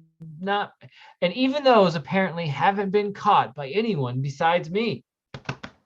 He never paid to advertise his hunt, yet seemingly every media outlet wanted a piece of him, and he still managed to stay sharp as a tack and keep his secret where till the very end.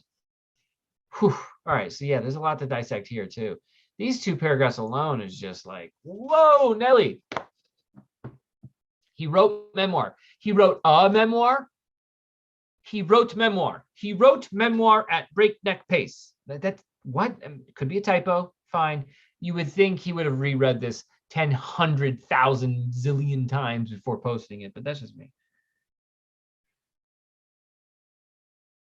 Icebox Canyon, relish, condiments, fridge. I'm with you there, Packer Jack. I like that a lot. Minotaur, if I get Alzheimer's at my last dying gasp, I will go back to that place and die at my favorite. So I think what Minotaur is saying here is, when Jack is saying for a man who expressed anxiety about getting Alzheimer's, that's actually Jack hinting to us where the slip-ups were, or a slip-up was. Hillbilly Hound is saying, LOL, Ben, did you even read the book? I don't know where that even comes from, man. Like, first of all, did your phone capitalize LOL or did you? Because if you capitalized LOL, that's such a strong LOL. That's such a ha ha ha ha ha, Ben, did you even read the book? And it's like, you want me to respond to that? Of course I read the book. This book right here, the one where I fuck around all the time and have I don't know, showing you what, or maybe this book. Maybe are we talking about Flywater? Maybe this book. trigger me like that. I'm just fucking with you. It's fine. Rudy Green, you seem to pick and choose what to believe, even words from Forrest's mouth. You pick Rudy. I will agree, man. Like it seems like you like to do a little devil's advocate sometimes. I think that's what you're doing, Rudy. But correct me. I don't know. Forrest is Jack. Winky face is Madison Rat. Maybe.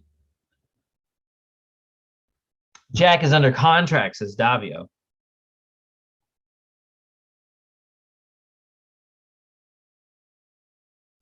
If Jack really did find it, did he return it to Forrest so the IRS wouldn't be coming around? Yeah, just I don't know. None of this makes sense, guys. None of this makes sense. Let's just get to the end of this and figure out if we missed anything. I gotta say here though, the relish, the condiments, the refrigerator, the spices, the cabinets, this is all very, very important. For a man who expressed anxiety, that's important as well. Forrest had the ultimate poker face. In the summer of 2018, the only time I had talked to Forrest on the phone before finding the treasure. So by the way, guys, he's saying summer of 2018, not October. The summer of 2018 is when he talked to Forrest on the phone. I called to tell him in desperation I had found a blaze, the mark in the poem that says points to the poem says points to the treasure. I found a blaze that seemed, after some effort by me, to have been faked by a cruel fellow searcher, even though it had evidently been there for years. Whoa, whoa, whoa, whoa, whoa, whoa, whoa, whoa, whoa, whoa. There's so much going on with these run-on sentences, and it's done on purpose. This is obfuscating. I called to tell Fenn in desperation I had found a blaze that seemed, after some effort by me, Jack, to have been faked by a cruel fellow searcher, even though it had evidently been there for years. So he's saying that it took effort on Jack's part to understand that this was faked by a cruel fellow searcher. So the reason it's a cruel fellow searcher is because it took so much time of Jack's time away that's why he calls him a cruel searcher, even though it had evidently been there for years. So even though it had evidently been there for years, meaning the fact that it had been there for years is going counter to whatever Jack is thinking. So is Jack thinking someone left a fake blaze intentionally for him based on what he was posting on Reddit? And then he goes, even though it had apparently been there for a few years, right? So if it had been there for a few years, then it can't be a fake blaze to fuck with him because he's new to the search. I think that's what he's meaning here. I couldn't believe the chances. So the chances, meaning somebody put something that he thought must have been put there recently because of something he has said. He couldn't believe the chances, but it happened to have been there for years. He couldn't believe the chances. Interesting. It's so much different when you're not just reading through an article and actually dissecting word for word. Just saying. I told him exactly where I had been searching, but the call only lasted about 20 seconds, and he gave no impression he found my discovery at all interesting. That fake blaze was less than 1,000 feet from where I eventually found the treasure, and that's not even half the story.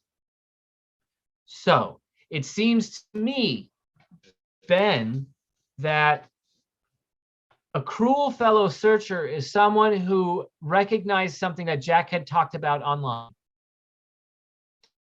and put there for him to find.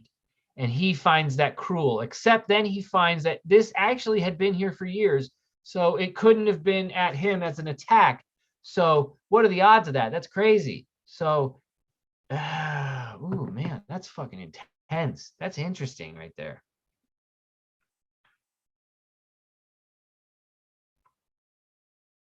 A lot of effort here, guys. A lot of effort. Trey's asking, Ben, do you think Forrest Fenn would have admitted that Jack found it by figuring out where he wanted to die and not using the poem, or that FF had slipped up? Do I think Fenn would admit that? Probably not. I think Fenn would rather just say someone found it because they used the poem. And that's what he's going to stick with. That's fair. And so now I see the insinuation. So from there, you can get some of these cover-ups and lies because he just really doesn't like, yeah, but then, but there's so much else he could have done. I don't know. That almost feels like even more mistakes were made if that's the case.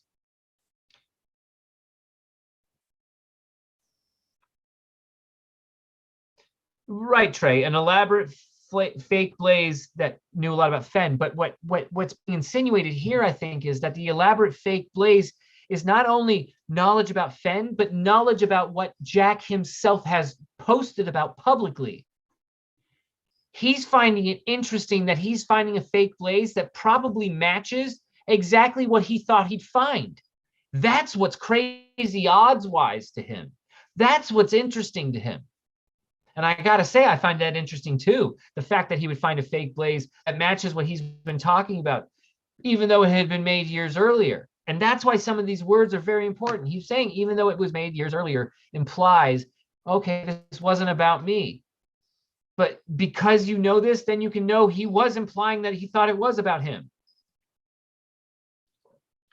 Some effort by him, Jack, to figure out that it was made by faked by a cruel fellow searcher. Interesting.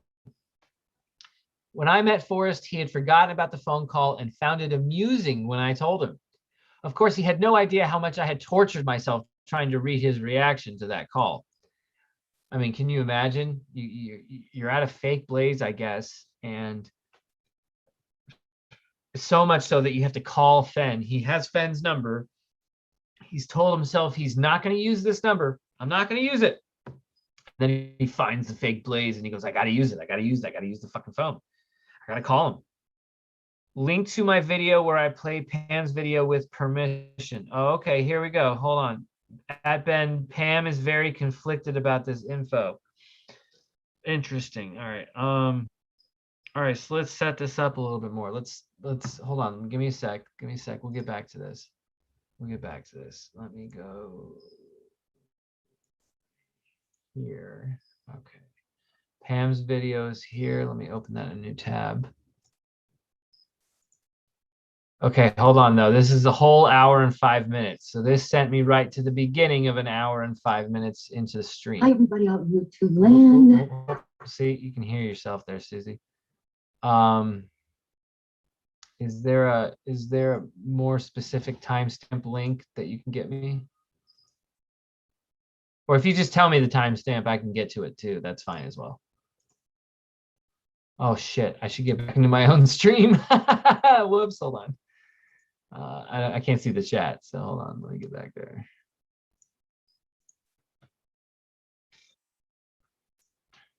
Oh God, that's an awful voice. All right. 21 minutes in. All right, so we're gonna go. 21 minutes in. We'll maybe go 20 minutes in. 20:30. We ask that you do not alter it and show it in its entirety. Thank you, Pam. Well, thank you, Pam. I will do that. And All right, hold on. Let me screen share this. Are we screen share? Do we need to screen share? I guess we should.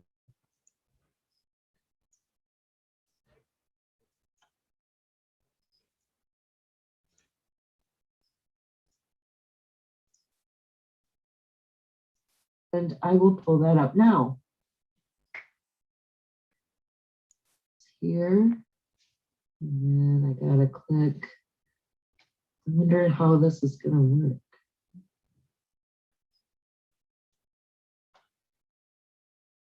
Okay, this will work. Hey everyone. Okay, so I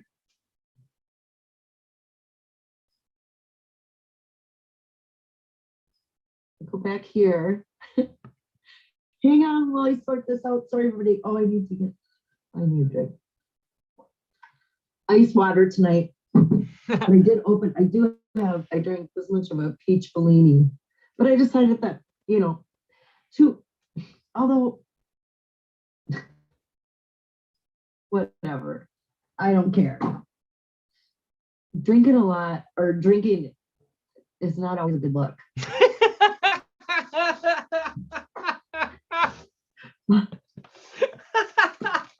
That's not the issue here, dude. The issue is I'm trying to figure out how to share my screen again.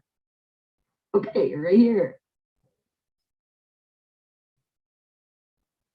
And then optimize for video clip, share sound. Let me go back to it. This is Susie's going, this is Okay. painful. I hate watching myself too, Susie. It's Where did awful. it go? Oh, right here. I just don't know how Here. far I'm supposed to Here we go. go. Here we go. Um, Galaxy, we'll brainstorm 2 chests soon. Don't worry. Hold on. Let's just do this part. Are we at the right spot, Susie? I think we are. It's so interesting. I'm talking to you on chat, but I hear your voice. Like you're responding to me now, but you're not because this isn't live.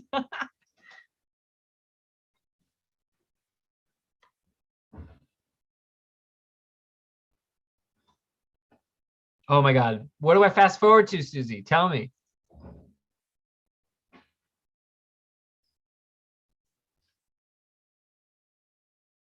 Like, how do I not hear sound? We've lost her, says Adam Foddy. Right. and I'm gonna Hold on. This might be it. Right. play it, and you guys, everything says. All right, I think we found it. Everything's go. Here it is. 26 minutes in. Is that where we're at right now? Yeah. You want to start over because my big mouth? Here we go. Hey everyone. Okay, so I wanted to reach out to you guys regarding recent events that I have been involved in, and I just thought that this was the best way possible. So we'll just jump right into it. On Sunday, September 12th, some of you were witness to me appearing on a live Zoom show with Greg. He is the host of Treasure Seekers. I had been harassed by Greg for months, demanding that I appear on his show and reveal an email from Forrest containing what Greg felt to be pertinent information regarding the treasure hunt and also the Medium article, which was allegedly written by a gentleman by the name of Jack Stoop, right? So Greg, along with several of his panel members, knew of this email for months. They all respected my request to hold off on making this email public until a later date. My reason for waiting was in hopes for a story to break sometime in the summer. And when that didn't happen, I pulled back and decided it was best not to release the email at all. In a futile attempt to get Greg to stop harassing me about it, I told him in a text that maybe you're right, maybe I should share my emails with the community. So I just said, that way it comes from me directly. Well, needless to say, Greg was enraged at the thought of me doing that. And as a result, he maliciously planned his show on September 12th to take vengeance on me. Wait, are you guys saying no volume? Can you not hear that? I'm looking at chat right now. Like I've done this before for other videos. It seems to work. So can we confirm if you guys can hear that or not? It's the audio is a little rough. It's not perfect, but like, can you at least hear it?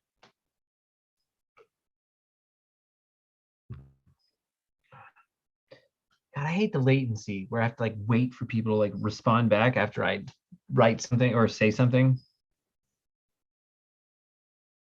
Somebody say something. I'm just gonna smoke more weed until you do. So this is interesting though. She sounds very genuine. I agree.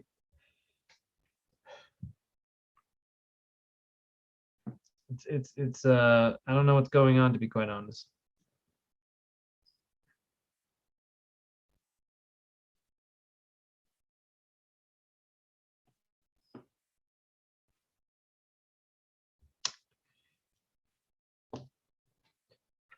All right, so it's a little low. Okay, thank you. It's a little quiet. All right.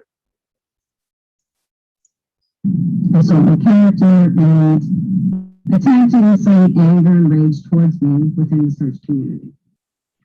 Now, please understand, I do not dislike Greg. Although our personalities are in sharp contrast to one another, we actually have two significant beliefs in common. We both believe in the freedom of speech, which real men like Forrest Fenn fought for, and we believe in the importance of telling the truth to the search community. So, in the spirit of the First Amendment and honesty, I feel it's essential for all of you to know the truth, the brutal truth.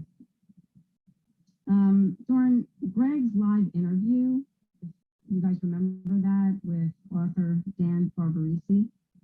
Hopefully I'm saying his name right. I believe that was on May 25th, 2021. He made some bold claims. Greg said, and I quote, "Jack did not write the Medium article. I have proof on that," end quote. He said, quote, "That was Forrest and Shiloh who wrote the Medium article for Jack Stute," end quote.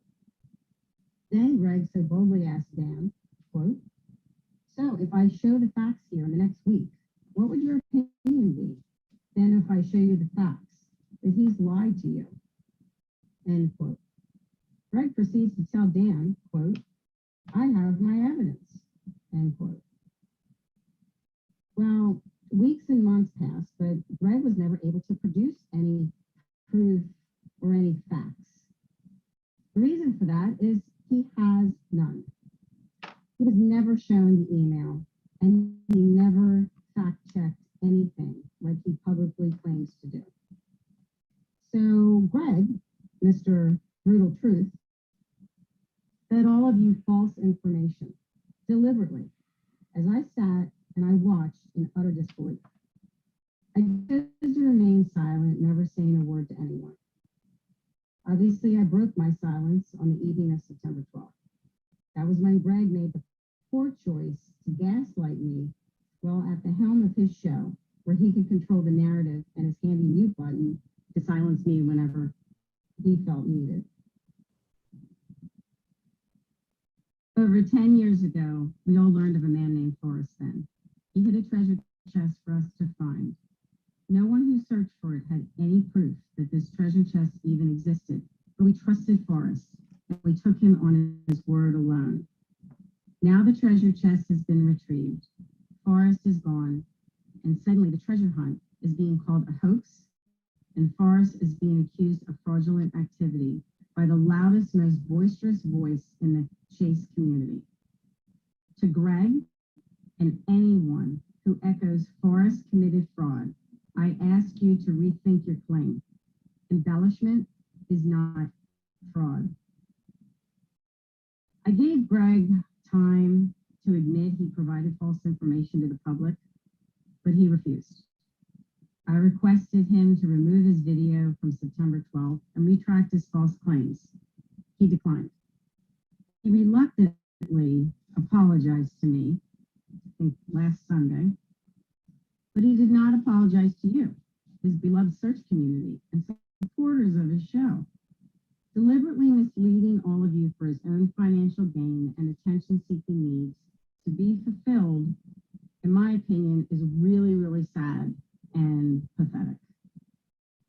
You know, there's a fine line between pushing the envelope and crossing that line. It's abundantly clear Greg has not mastered that technique. His public display of disrespecting women and his deplorable behavior towards women has landed him in a current situation that will force him to step away from his YouTube channel, Treasure Seekers. Hopefully, Greg will use this time away to reflect on his past behavior and the negative effect it has had on the Fenn family and the search community. I hope you can all forgive Greg, as I certainly have. I also hope that you can all forgive me for not being as forthright as I should have been from the beginning. Take full responsibility for my lack of actions and the decisions regarding the events leading up to September 12th. You know, I'm often asked why I ever went on Greg's show, Treasure Seekers. I think by now, you guys know. Due to the aforementioned events and my commitment to Forrest and his family, The email in question will remain private at this time. I assure all of you, I am not in possession of any correspondence with Forrest Fenn that would suggest fraud was committed regarding the treasure hunt, the thrill of the chase. I am confident that Forrest Fenn's legacy will not be tarnished by anybody who attempts to do so. I'm also optimistic that his final wishes are being met by those closest to him. Forrest Fenn wrote 12 books in his lifetime. I don't know if everybody knows that or not. I had asked him one time in an email.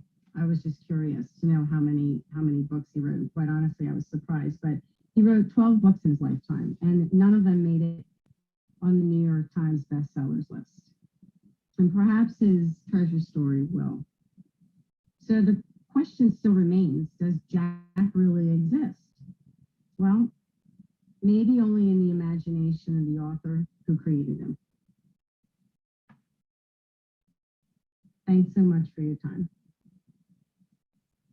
Whoa. That last line is kind of important.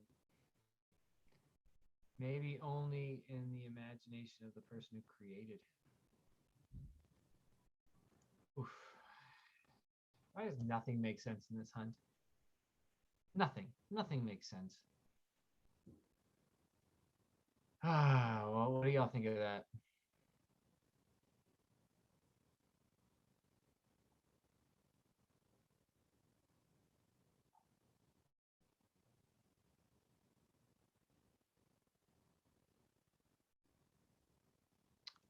Oof, man. I don't understand that last part. I'm having trouble with it, to be honest, guys. I'm having trouble with that last part because that last part really jumps in and goes, okay, there might not be fraud. We don't say fraud, but Jack is made up. Like, what? I like this person. She seems very genuine. I feel what you see is what you get kind of vibe from the voice, almost, and I don't mean this in any kind of way. I almost in a New Jersey, like, don't fuck with me kind of vibe from this person. And mostly those kind of people don't like to waste your time as much as they don't like to waste their time. So I'm interested. I'm a little intrigued, actually, I must say. This is, I don't know what to make of it. Again, I don't jump to say this means everything's a fraud either, but what's going on? What's going on? What's going on? Hey, yeah. Hey, yeah. I said, Fenn, what's going on? Wow, that was captured like live too. Wow, that's. Listen, we don't do all the things we're proud of in life. We don't do all the things we're not proud of either. Let's pretend I didn't do that. The problem with any conspiracy theory, my own included, is that most of them assume that Forrest was lying at some point. So why would we assume that he was never? Why would he be assumed that he was ever telling the truth about anything? Alan, I think that's also the defense in terms of that. That's also why you can do something like this. If you're Forrest Fenn, if you're determining, okay, now I'm going to lie. And if I lie now, I'm well aware that if I'm found to be lying here, people are just going to determine I'm a liar. Well, that's on them. Everybody lies throughout their life. That doesn't make them a liar as a person. Just because he lies once in the chase doesn't make everything about the chase a lie. Maybe he's lying for a specific reason because there's a longer term goal that needs to be seen. Just because he's lying about one thing doesn't mean he's lying about everything. And if we're going to make those sweeping generalizations, we were never going to find the chest.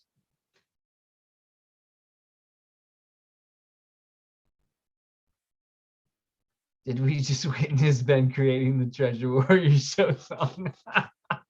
Am I allowed to sing the other theme song?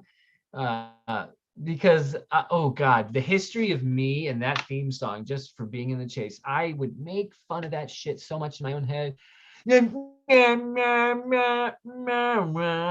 Like I would just go off on it. And now I love it. It's so weird. It just once it gets catchy, it's catchy. It's good. That's the point. Yeah. Aluminum Andy, Ben, do you have a job? Yes, it's none of your business. Galaxy. Okay, I meant lying. What were we talking about? I must have missed. Sorry. Ben is at work. No, this is not work. This is pure hobby and fun and enjoyment. None of this is work. You request, bust a move. Maybe we just don't understand the truth.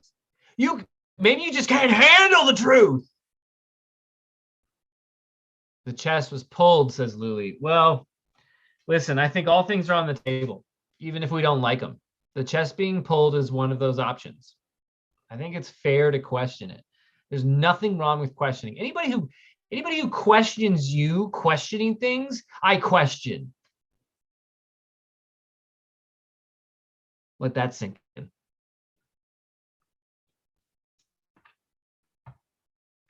We should all be allowed to question whatever the heck we want. End of story.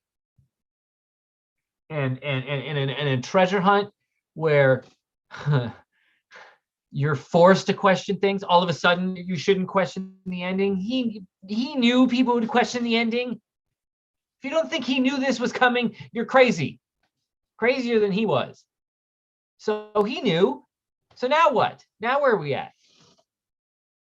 The crazy man is in charge of the crazy sauce, and he understands that when the crazy sauce is served to the crazy patrons, the patrons are just going to get crazier. That's what's happening, and he knows that. So what's going on here?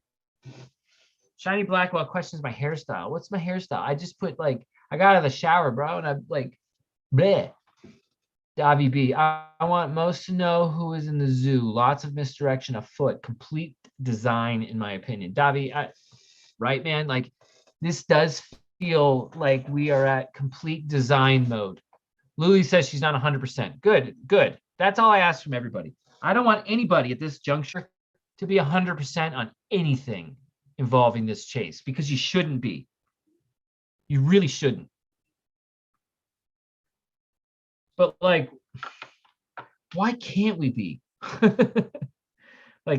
If we aren't allowed to be 100% at this point, a year and some odd months after the find, isn't that also by design? Isn't that also for a reason?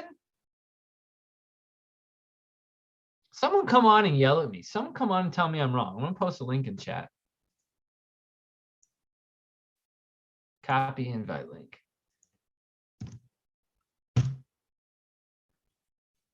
It's in there. You know what, Pam, if you're out there, come on, talk to me, Pam. I want to hear, because there's still some stuff that doesn't add up. Why would the family want to keep anything private like this at this juncture? Why? Who cares? It's over, right? Wouldn't more closure help to stop people from invading the space or privacy or whatever of the family or Jack? If you want this all to stop, just give the information. Now, I know that seems like you're negotiating with terrorists. Well, we shouldn't have to give you shit to make you act like a decent human being. I understand that argument, guys. I do. But at the same time, we were all roped into this. You, the family, you, the finder, we, the rest of the hunts, chasers, and onlookers, we all were roped into this. Blame one person. Not us. Blame Fenn. And thank Fenn. And appreciate Fenn. And say, oh my God, we had so much fun because of this, Mr. Fenn. Nothing is black and white, right? All of this matters. All of it matters. The good and the bad.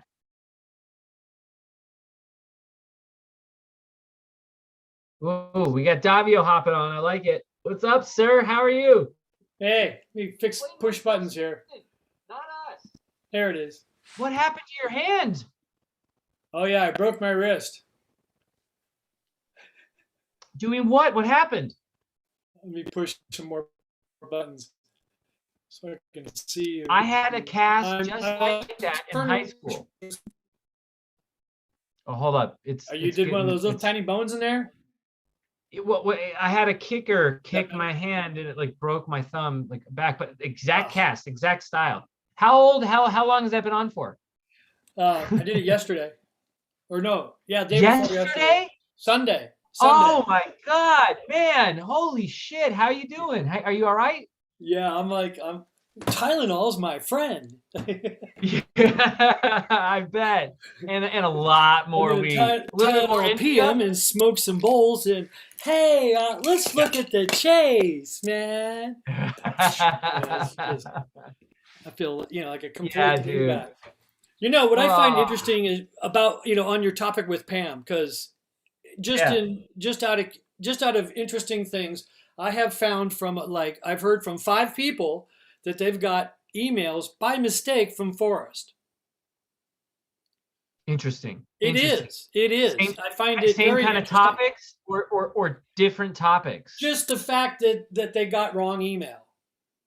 Right. Oops, I didn't mean for you to get this. This mistake seems to happen quite a bit, right? Well, that's what I was trying to figure out. Now, in Jens's video, which is extraordinarily deceptive, it makes it seem like he's admitting the last the last hint, the last clue, but not really. This is an old man stumbling through his words, trying to be funny, is what I see, and he is. I mean, he says, "Well, if you found the chest, that's the last clue. Look down and get the fuck out of there." You know what I mean? He was being like that instead of, "What? You don't know the last clue? Look quickly down." You know what I mean? I see it completely different, and I can see how not everyone would see that I saw, but I don't know. I just see how Forrest was speaking in those early videos. And then how I see him speaking here in the last year is radically different. Right. He's in the last year of his life. God bless the man. I mean, there's a lot more going on in his head than just the treasure hunt. Fuck the treasure hunt. Get this shit off my plate. Right. I got a wife in the other room. I got fuckers trying to kidnap my kids. I got blackmail motherfuckers. Fuck this bullshit. Turn it off. However, that'd be me speaking for Forrest, No, I know. But again, I'll make the same argument. I'll say the same thing you say, but then I'll say on the flip side, okay, but the kidnapping of his granddaughter happened years prior to the find. We don't know what ongoing. Whenever he wanted to. Right. I'm assuming there's still an ongoing bullshit. And what is it? What are the daughters saying? If this is what we're going to do at the end of this. If you don't do something, so if you don't do it, Dad, we're gonna fucking say it never existed. It was this. Right. It was a shit show, and we're gonna shit all over your little game. But would they? I would never actually do that. I again, and that's hearsay. Yes, you would, because you would do anything to protect your children, Ben. Fair. If you had some fuckers knocking on your door, or they're gonna say, "Hey, look, I'm gonna shoot your child if you don't get K-Pro to tell me something." I mean, people were being played against other people. It was extraordinarily rude. And I only heard this much. Yeah, that makes sense. Like Grandpa, Dad, this was a fun idea when you came up with it, and we all respect you for it.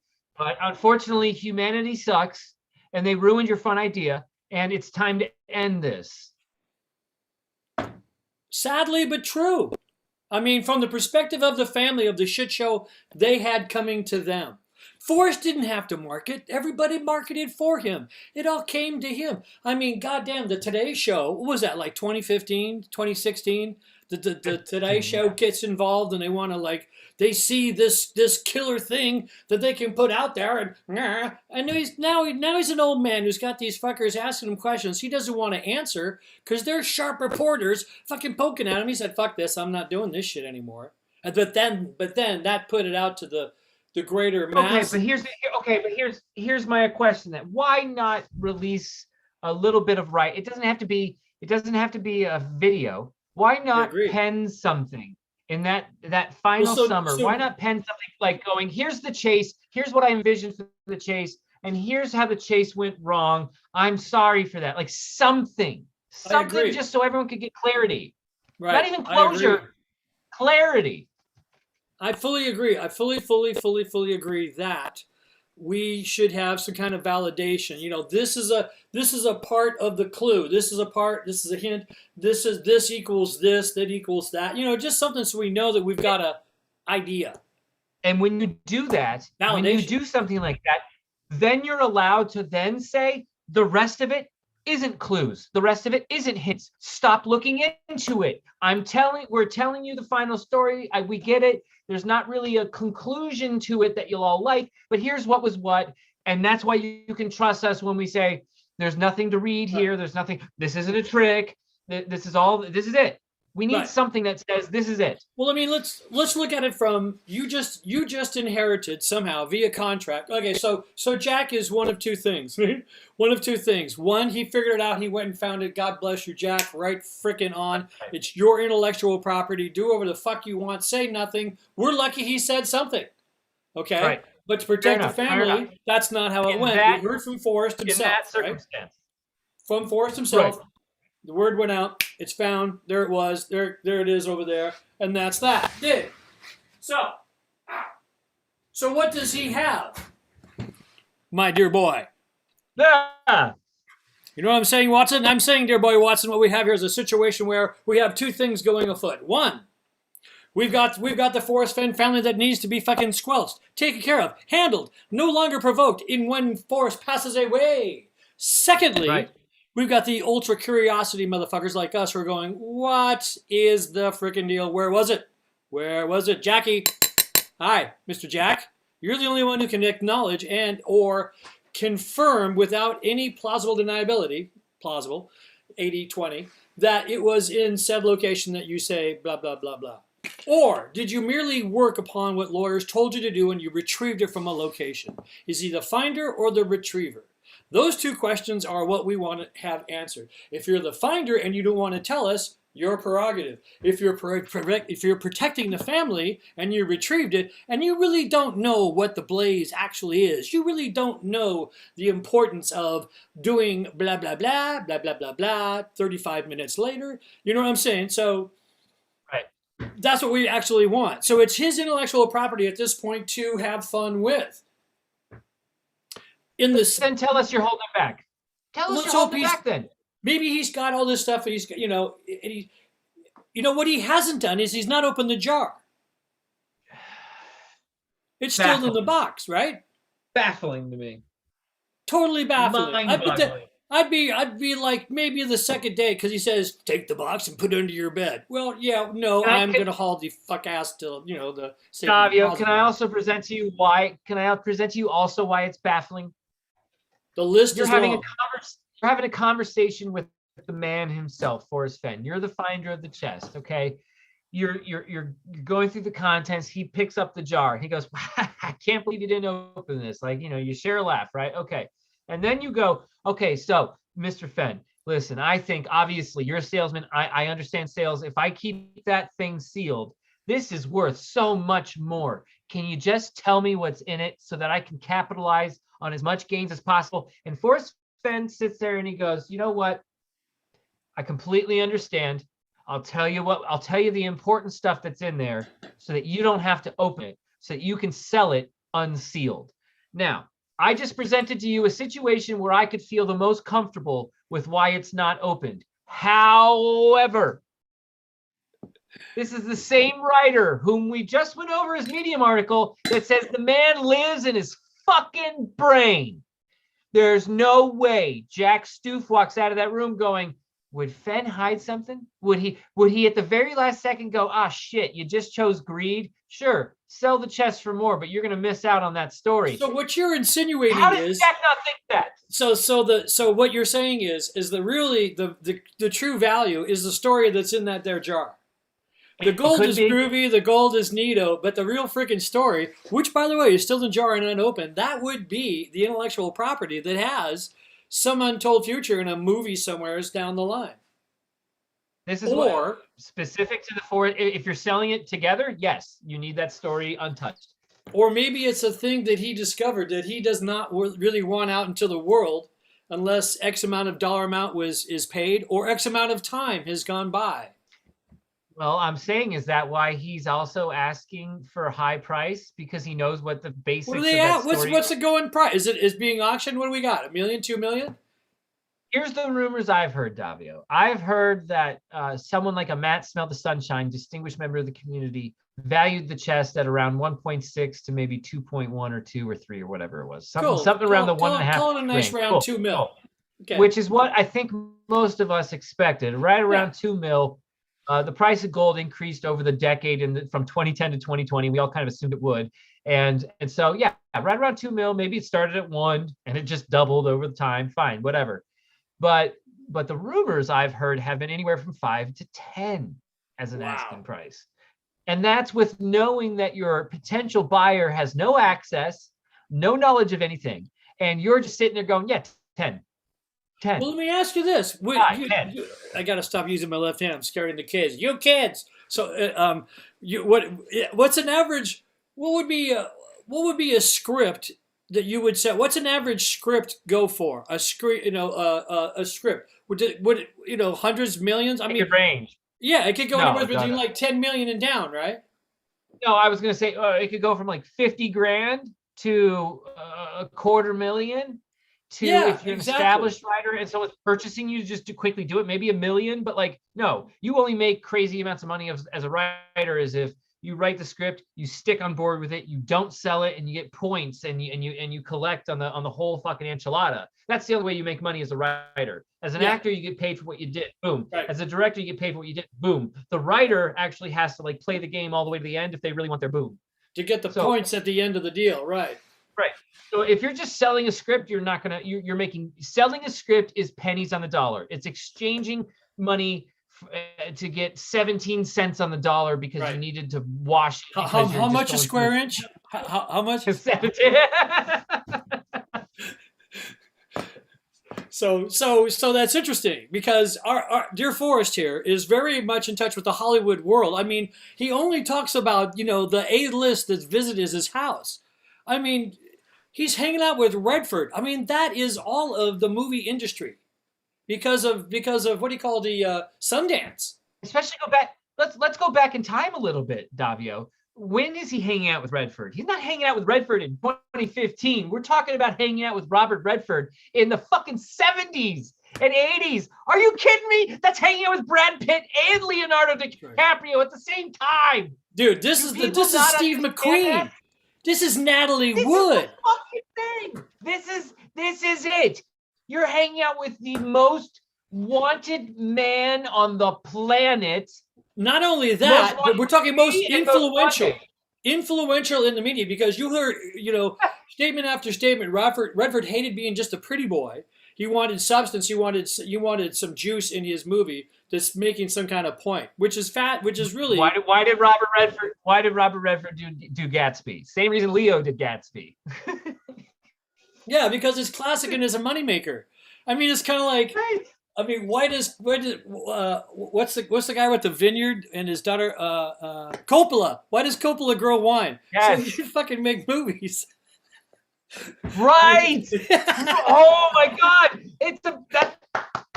You know the line, and it's because you're from Central Cal and you get it, you understand it near wine country.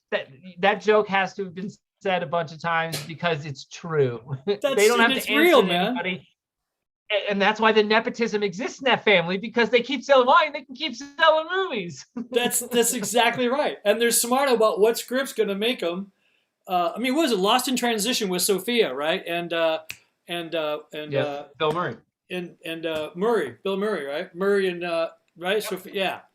So Murray, that was a Bill genius. Murray, Scarlett Johansson, and Sophia. Right. I mean, think of the box office that made. It's comparable to Redford and Pollock doing Jeremiah Johnson, because that was like really cheap, and it made hundreds of millions of dollars, and so it just keeps paying. It's just awesome. Ashley can maybe verify this. Maybe I'm going crazy, but I was just watching Indecent Proposal with Redford and Woody Harrelson and Demi Moore. Yeah, that's 94, right? That's 1994. 94 and 93. Yeah, like, we Las were just Vegas. Watching it. Yeah. I swear to God, while we were watching, I was like, did Fenn take that from this movie? Like, wait, hold on. Is that chase related? Like, I swear Dude, to God, there are like two have you moments seen- where I was like, wait a second, what? Look, you've seen the movie Bat 21, have you not? Yes. Well, what does that not reek of Mr. Fenn parachuting down through the jungle? No, I haven't. I honestly, I haven't seen it as in the Dude, last you want 10 to years. write that down. Bat I know. 21. Okay, that's Gene Hackman. Gene Hackman's I know Gene is the Hackman's in pilot who parachutes out through the canopy. Isn't Danny Glover also in it? He shoots out through the canopy. Glover is the pilot in the little airplane that's flying cover over the top, and his name is Bird Dog, right? So there's all kinds of interesting things that are in that movie. Golf terms is how he walks his way out, dog leg right. Right, and you have so many golf solves for this poem. Right. It's interesting with golf terms. Golf terms, I think, are somewhat relevant. I definitely think that movie is granted, it's a real guy that happened, but what if Forrest is a guy that found some really crazy, far out Native American artifact, and that started off his career in the art gallery, and he found this, when he was doing all that lumberjack work, and so he finds this place, he finds a thing, he gets lots of money. He now feels bad about it later in life, and he's going to have his bones scattered near the area, so it'll get acknowledged as XYZ, thus making the location important. Now, a story like that would have value, but not with today's kids. I mean, can you see today's kids watching a movie about Jeremiah Johnson? Would they give a shit? No. The river runs through it. Would they give a shit? I'll make my kids watch River Runs Through It, but that's different. No, but I don't think you're on. But you see, because you had that, these children should see it, right?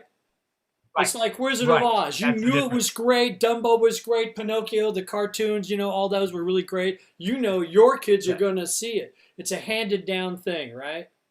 Right. Dig it. Hey, there's Richard Rutherford. Hey, survive anymore. So I'm wondering if he didn't do a lot of that in this book. You know what I mean? And it's just not as obvious as you think. I definitely think he's referring to dead poets in this book, simply because the whole front of the book is missing. Let me ask you this: What are the chances, 1 through 10, 10 being the strongest, that Fenn decided whether or not the ending is real or not? Makes no difference to what this decision is for Fenn. Did Fenn decide to lay his bones or ashes or whatever, even whether it's with Peggy or not with Peggy, at the final location? Was that a wish that he had privately for the family or whoever was involved? What's the likelihood of that? The likelihood of his ashes actually being spread in this final location? Spot. Yep. That's a private family matter. I know it's a private family matter, and I'm not asking it to break privacy. I'm wondering. So you're just curious on. I'm wondering something as a selfish treasure hunter, which Forrest Fenn was appealing to, and he asked for. Would I know I'm at the spot because I see not an urn, but do I see bones? Do I see something obvious that looks like ashes? Not obvious that ashes were spread here. You're not going to know.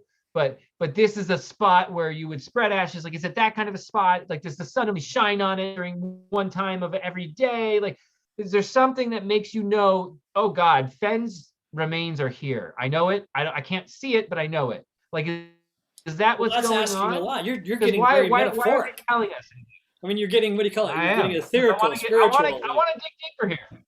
You want to know if this feels like this is where Fenn is, where his final place would be. Does this feel like it, right? Yes.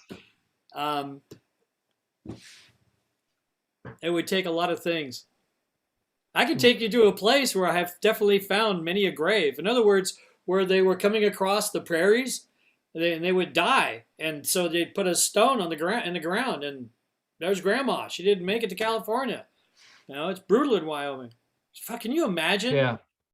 Pulling a cart, you got, a wagon full of your shit, and you just came across the plains, the prairie, and now you go through or around Nevada, which is just, fucked. Dreadful. And then you got the Sierras. I mean, it's 4 months, 5 months, right? Yeah, so people die. Your reward for crossing that desert are the Sierras. Yeah. Hello, Donner family. Hey, the donor party. What a great luncheon. Yeah, it's not. You know, Hey, it's- there's mountains there. There must be water and animals and everything. No. We'll be okay. No, there is hard to find animals in the Sierras. It's not like you can go and find anything. Not A at all. desert mountain range is the only way to describe it. It's a mountain range that is a desert at the same time.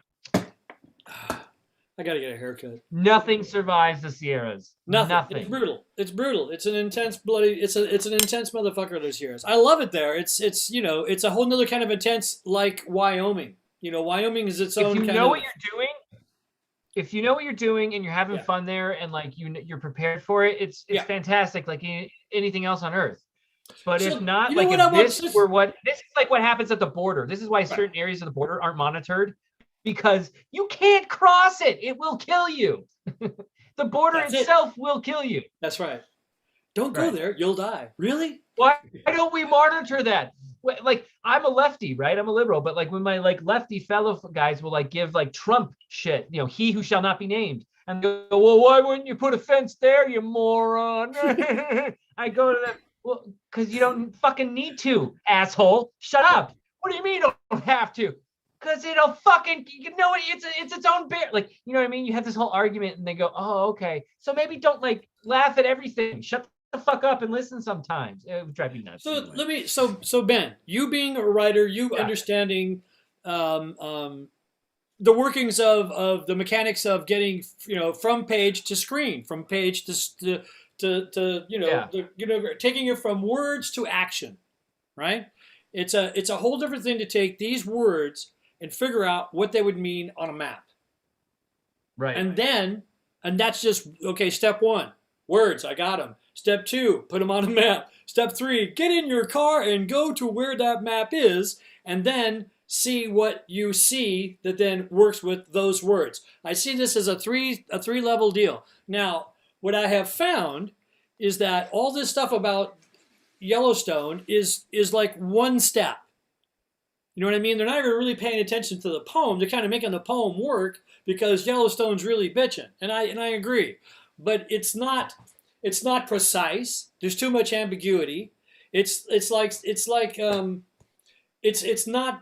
not clever enough, and it's been done so many. I mean, it was like done in 2013. It was like the first, places to go, and I think it's a great place to like say this is where we want to say it's over at, just so this thing can be done. But I don't think it's got anything to do. Can I offer a point that jumps on that and also discounts what we've been talking about 9 Mile? Now, maybe it discounts what your solve is. Your solve is precise because it has numbers. But let me ask you this. When he says, if you don't have where one wanders halts, you don't have anything. Right. And that there's only one way to get into a spot, right? But it doesn't Right. matter where you start. So think of this pencil, okay? Where one wanders halt is the eraser. The treasure is the lead point at the other end, okay? So linear. So Now, we're referring to a linear. It's very linear. This is very simple, right? This is very simple. However, your home is anywhere in the world, right? That's right. So you can start this treasure hunt from anywhere in the world. It doesn't matter. But if you don't have where one wanders halt, you don't have anything because you can't get to the lead point at the other end. You have to somehow make your way to a spot that only has one way in and takes you into a journey that's just nothing but confirmers all the way to the end. It's the Yes. only way that makes sense with all his quotes. Whether that's GPS, whether that's numbers and words, I don't know. But I'm just saying, my where one wanders halt should lead me to an area that is only one way to get to the final spot because everything is easier afterwards. That's Right. how I always imagine this treasure hunt to go. But it doesn't seem like we're getting that, does it? Well, it depends. I mean, what I find is people run up against the limitations of your own imagination, which is supposed to be this really big blank canvas, but it's really hard to wander out into space. Okay, that's why stars It is. stand out in a black background, right? And look what Bavetta just said. Jack seemed to say that you could pick a closer starting point. Think of the pencil again. Yeah, you don't have to start at where one wanders halt. Right. You could Pick start it up at in the middle. home of Brown, closer to the lead point. You could start at look quickly down right here. It's a Dig it. very simple analogy that works. You could start anywhere you want on this pencil. But you can't do the pencil journey unless you hypothetically started. You need a Where starting else? point. That's what you're saying. You need a solid starting point, and then off you go, right? And Right. Forrest said the hardest one was where warm water's hard. That's the hardest one to figure out. That's his quote, right? Do you remember that Correct. quote? You don't remember that? I remember it. Yes. Yeah. So I thought, wow, why start with that one? That's too bloody hard.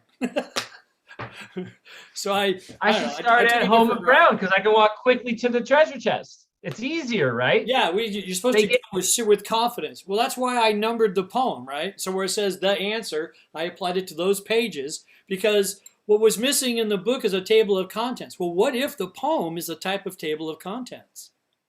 And you apply that to the book, and now you see things that are more important than others. I mean, bloody hell, it tells you to go look at what the top 100 songs are on page 39, 40, 41. Now that's fascinating, right? And then sure enough, in 1941, a song called Cool, Cool Water, or Cool Water actually, is a hit by Sons of the Pioneers. Now for sure, that might be where warm water halts. And that's a beautiful metaphor, right? But Davio.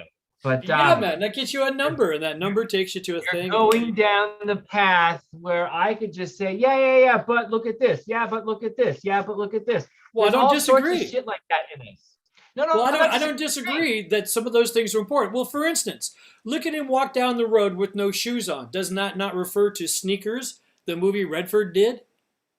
See, It could. right. So It then could. you It could look could up that not either, movie and see if the page that's on is the same as the time that movie came out. And you would have these things come together. You would have some numbers that are being confirmed by what's being said. Like page 61, page 71, 72. The middle of the book is me in the middle. I mean, there's 150 pages, 147, right? So that means page 73, 74, where all those pages are, where he's getting married. That's in the middle. Do these not apply to the year he was such and such age, which then might apply to whatever movie was going on? So in other words, a way to describe, like me and you would, our life is also going to be through the music, movies we experienced, right? Not just, we're talking. We have a fondness for Jeremiah Johnson. It's a great movie. We love it for its cinematic views and for its little tiny dialogue.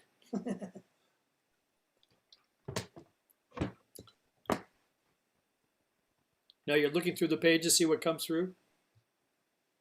Doesn't that seem like a simple? Drives me nuts. It seems like a simple thing, doesn't it? I don't know. I find it interesting that people find it very hard to number this poem and apply it like a table of contents. I find that people find that hard, which is interesting. What's up, dude? Does Ashley? She's mom is doing errands. Yeah. Christy, Need any a helmet. Look in the garage. You gotta keep looking. They're in there. Hi, Don't Christy. ride with that one. Hey, Larry. We're looking more the asterisk circle. There you go, straight. Exactly. I'm just saying, Contiguous like, is a there's very all sorts of important routes word. we can- See, contiguous applies to poetry because once you start, saying the poem, it's contiguous all the way to the end, right? Because rhyming is contiguous, isn't it? Like counting, 1, 2, 3, 4. It's contiguous. Well, no, technically, no. Whoa. Technically, rhyming isn't contiguous. Technically, Well, the way poem works, because you have A, B, right? yeah, it's So pentameter. the B separates the two A's. If they were contiguous, the A's would touch. Contiguous applies to poetry because once we got to mute. Hey, Ghost Dancer, I think I'm Ghost has gotta echoing on mute. you. Yeah. Oh, we lost. Wait. Sorry about that. Hi, Ben. Hi, Davio. What's up? Hey. How are we doing, Dancer? I'm doing all right. Waiting for it What'd to you think- rain. What do you think about the final clue being put in that little teaser? Some say it's old news. Some say they've never heard of it. What do you think? Seen the video. I'm pretty sure I heard about that news in early 2019. Okay. See, another one who says they heard it in 2019. It's interesting who's heard of it, who hasn't. Like, some people are like, this is super old news. Some people are like, wow, I wish I knew that since the beginning, so I didn't have to worry about blah, blah, blah, blah, blah, blah, Well, blah, it's blah, you know? pretty easy to trace back to where I heard it because I didn't watch very many people in the community And I would say Right. I I either, think I'm pretty I sure either K-Pro heard it had this on, thing, right? I either heard it on AGK or like Indy's channel or even K-Pro and Mike's. I'm not sure which one, Yeah. but that's where I heard it.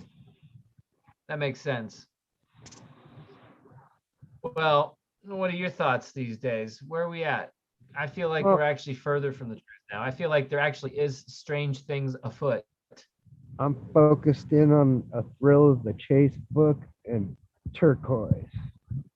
Hey, have you found this thing or not, man? What the Well, fuck you is told- going on, dude? I'm gonna have to go back and listen to the show again because I know you told me exactly where it's at earlier. I just have to go back and listen again. All right, so here, I'm going to give you a hint without having to go back, okay? Look on the map, the $1 Million Highway. Yeah. Okay. Part of my solve was seeing the shape of a blaze on the $1 Million Highway and with the Uncompahgre River. And I started my walking journey at a certain part of that blaze. Okay. Well, thank you for the hint. I appreciate it. There you go. I am going to try and beat you up there to it, unless someone else has already You'll- been. You'll know you're at the right spot when you see that iron plank, because I'm actually convinced that iron plank is still there. And if it's not still there, my bad. There's a shallow river creek you got to cross. It's ankle high, and you'll be fine. But that nook is gonna still be there. I don't know if it was you or Ashley, but someone gave me permission to get it, right? Oh yeah, you have complete permission to get it. I hope somebody gets it. I think it'd be fun as shit if someone found it. I want you to like take pictures of what it looked like and stuff. That'd be awesome. Because I didn't protect it. I just put that book in the dirt and buried it. I'll video it for sure. I'm working That on would be getting fun. it that way. I'm stuck in Galaxy southern Colorado here. right now, so Well, won't like be I able said, to get up. the road I walked up is closed during the winter. That's why this is why I chose one of these spots, was because it fit Fenn saying keep your engines off till spring. This road technically that you walk up is only open in the springtime. Is your blaze quartz or snow? No, my blaze was literally the shape of a flame on a map, and then it was actually on site was going to be a marking on a tree. Those are my only blazes. I had 2 blazes. Honestly, what I'm describing to you, if you actually look at it and do the tracing that I did in my imagination, the road and the river make the shape of a blaze. You start at the top of the blaze, that's where One Waters halt, and then you do what I did. And it's also, like I said, I've already said it, it matched a lot of the Erskine solve. Go to the Erskine solve, you'll find this. Or at least if you go to the Erskine solve, you're in the general football field area. I don't. Is that the guy that sued Forrest? Yep. Yeah, I don't. It just so happened. I don't think It just so happened that my Right. solve matched the Erskine solve. Like I was like, holy shit, wait, what? Like I didn't just look at his solve and go, okay, I'll do this because he's suing Forrest Fenn or something. I just happened to make I created my solve, and then I said, okay, I have a solve, so I'm going to Google my solve now and see if anybody else has come up with this. I would assume a lot of people would do that, especially if they've come into the chase late. And when I Googled most, like the pertinent details of my solve, the Erskine solve popped up with the Erskine lawsuit. And I was like, oh shit. I just disagreed with Erskine Hey, on the I blade. want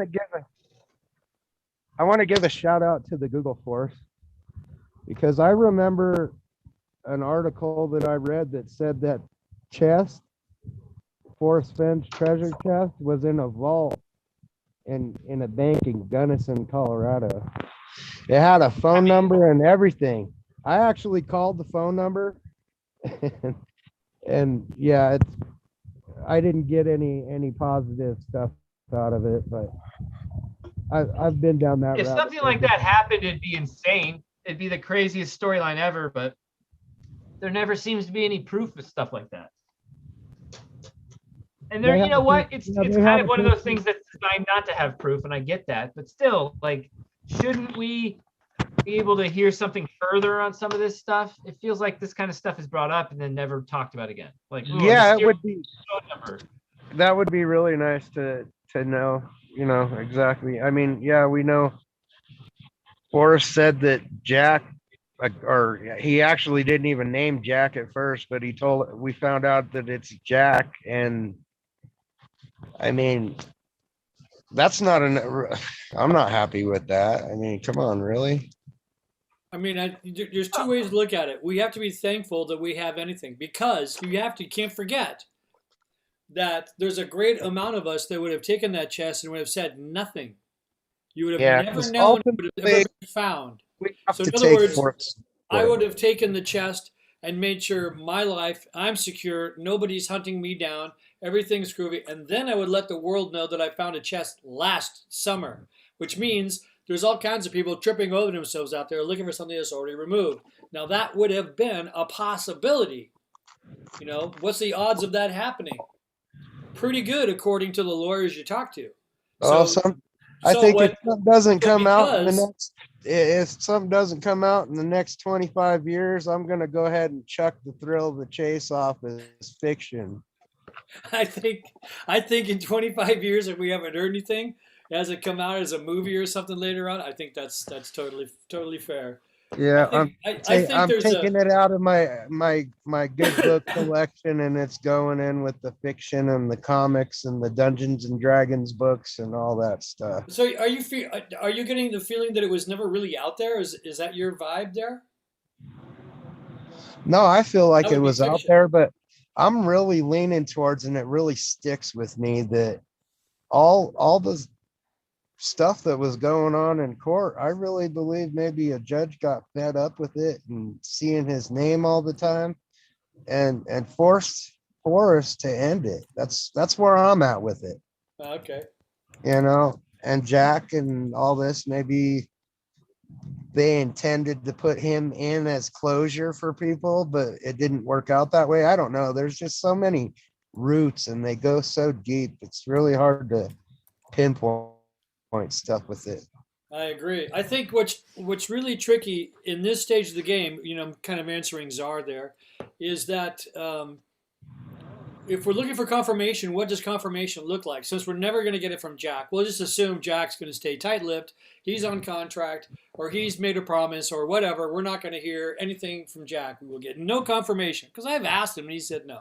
So maybe someday we do, but right now, nada. Okay, so that means we're back at the same place of looking at stuff with a 20/80 kind of deal. Is this more yes than no?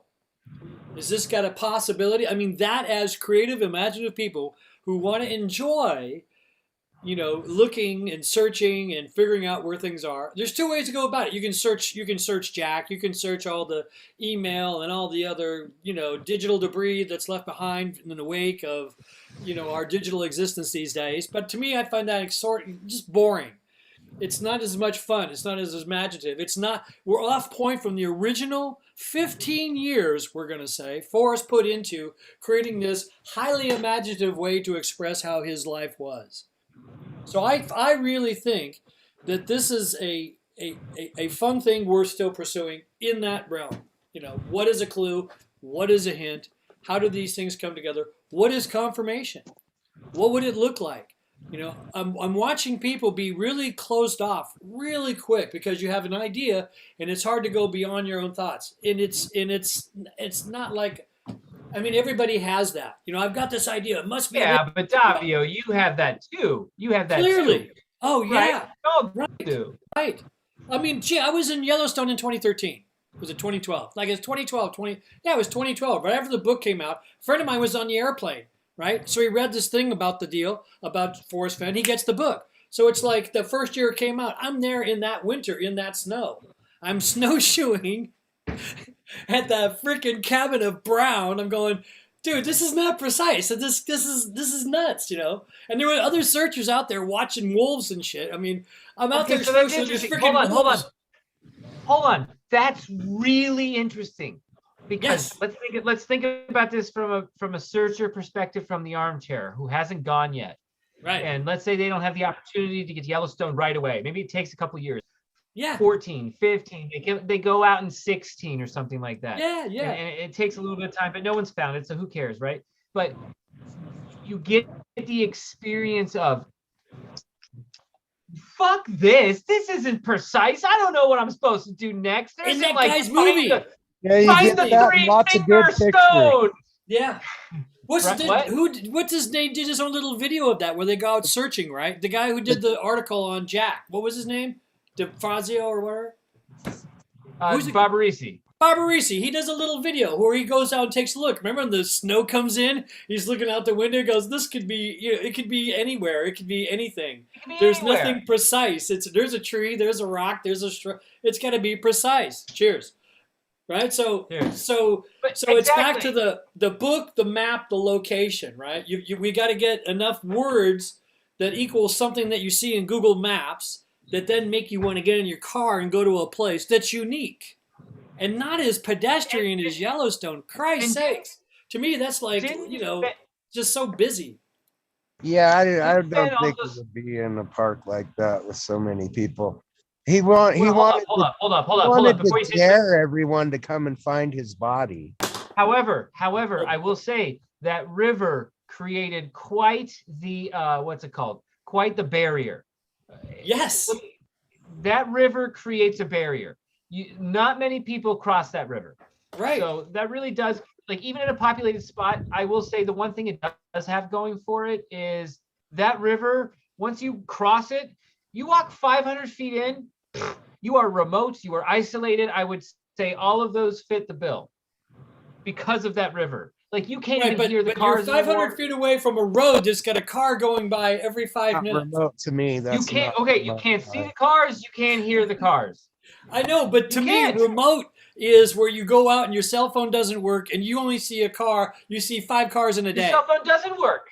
Your cell remote phone to doesn't me work. is a campfire at night, and you can't see that thing from 5 miles away. Right, but guys, wasn't Fenn's whole point that words mean different to everybody? Yes, now that's fascinating, right? So just because you guys think that's what not remote simple means, words doesn't mean Fenn thinks that. It's not It's simple what words, Fenn's right? definition. They're not It's just not even simple words. simple. It's not even simple. It's just whatever Fenn's definition of the word is, that's the definition we need to use. That's it. Nothing else. Or a description, right? Yeah. We need to figure out where Fenn wanted to die. Well, and that too. We need to figure out did he want to die on an island? Where do you want to die? In the arms of your wife? Where do you want to die? I mean, the old saying is, I want to be, on top of one of the 14ers. Where would you want to? Spiraling it's in tough an airplane? because in Colorado. Here's the thing. When does leave my bones there. Here's a question that I don't see asked enough. When did Fenn decide where he wanted to die? Because if he's thinking of this at 13, then it has nothing to do with Peggy. He might have taken Peggy there. He might have proposed to her. He might have written a letter there, but that is not why the spot is important. So we need to understand when he decided he wanted to die in this spot. So if he decided if he wanted to die in the spot at 27 because of experiences past, then okay, then all of that is valid now. But if he decided this at 13, like, oh my God, if I'm ever going to die somewhere, I'm dying here. And he just happened to say it like a phrase, but he said it like 2 or 3 times and was so taken aback that it became like fact. Like, no, I am going to die here. No, I want to die. No, like, this is the fucking place to die. And he convinces himself, this is where I'm going to die, because he gets almost caught up in his own romantic story at 13. Imagination. We all have imagination at 13. Shit, I'm the main character of every movie in the world when I was 13. Everything That's was right. a movie And at 13. so was Forrest at 13. That's 1943. You should have seen what I did to those fucking pillows at 12 years old, thinking I was in the WWF. All right, like, I beat the shit out of those pillows because they took my manager and she joined sides with them, and so I had to come out to different theme music this time because she fucked me, and I'm gonna fuck this pillow up. Like, oh, are you kidding me? We have So imagination what was at 12 or so 13 what was people. so it's got to be relevant to what Forrest's was, which was Right. at the time. And what was the Right. hit? What was the movie CC? Test Pilot, 1939. So if you look at the movies that agree, were that's going on valid. in that era, But by the way, he never talked about, this is where I disagree though. I wanted this to be about the TV show Lost. He doesn't talk about movies or TV shows in that fucking treasure hunting book. He doesn't. he does. Talks about Page card tables. 39. He talks about counting down the top 100 songs, and he knew every Right. one of them. Okay, He talks about then those all on you all can 3 do- pages. then all you Hey, can do was is that- do it. Was it Howard Hughes whose wheels he flattened? But what I'm saying is, okay, fine. If he talks about the top 100 songs, then fine. You can bring up songs in your solve.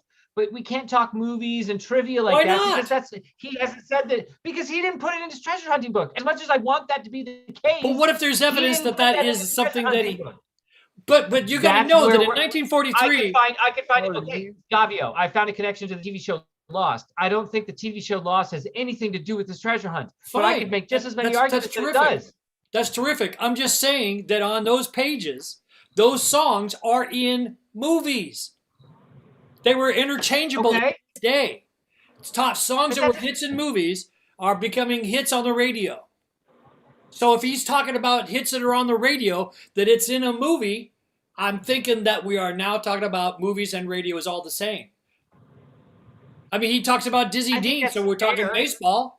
So I mean, all of this is all part and parcel of a man's life growing up in born in 1930. He's 9 years old in 1939. He's 12 in Then I would've- 42. The war begins. I would have wished The star. he would have told a story about how he would go to the local movie theater. He wouldn't tell us. a But he single thing didn't, did he? saw. But he didn't. No, he talks about him and his mom, and Skippy was beyond Skippy. Skippy wouldn't be into it, but him and his mom would be into it, right? And he talks about how we could pick it up, and June as well. So he names that he's And again, you know what though? Even still, I need just the poem and a map to get me to this treasure. sure. That's what I was told.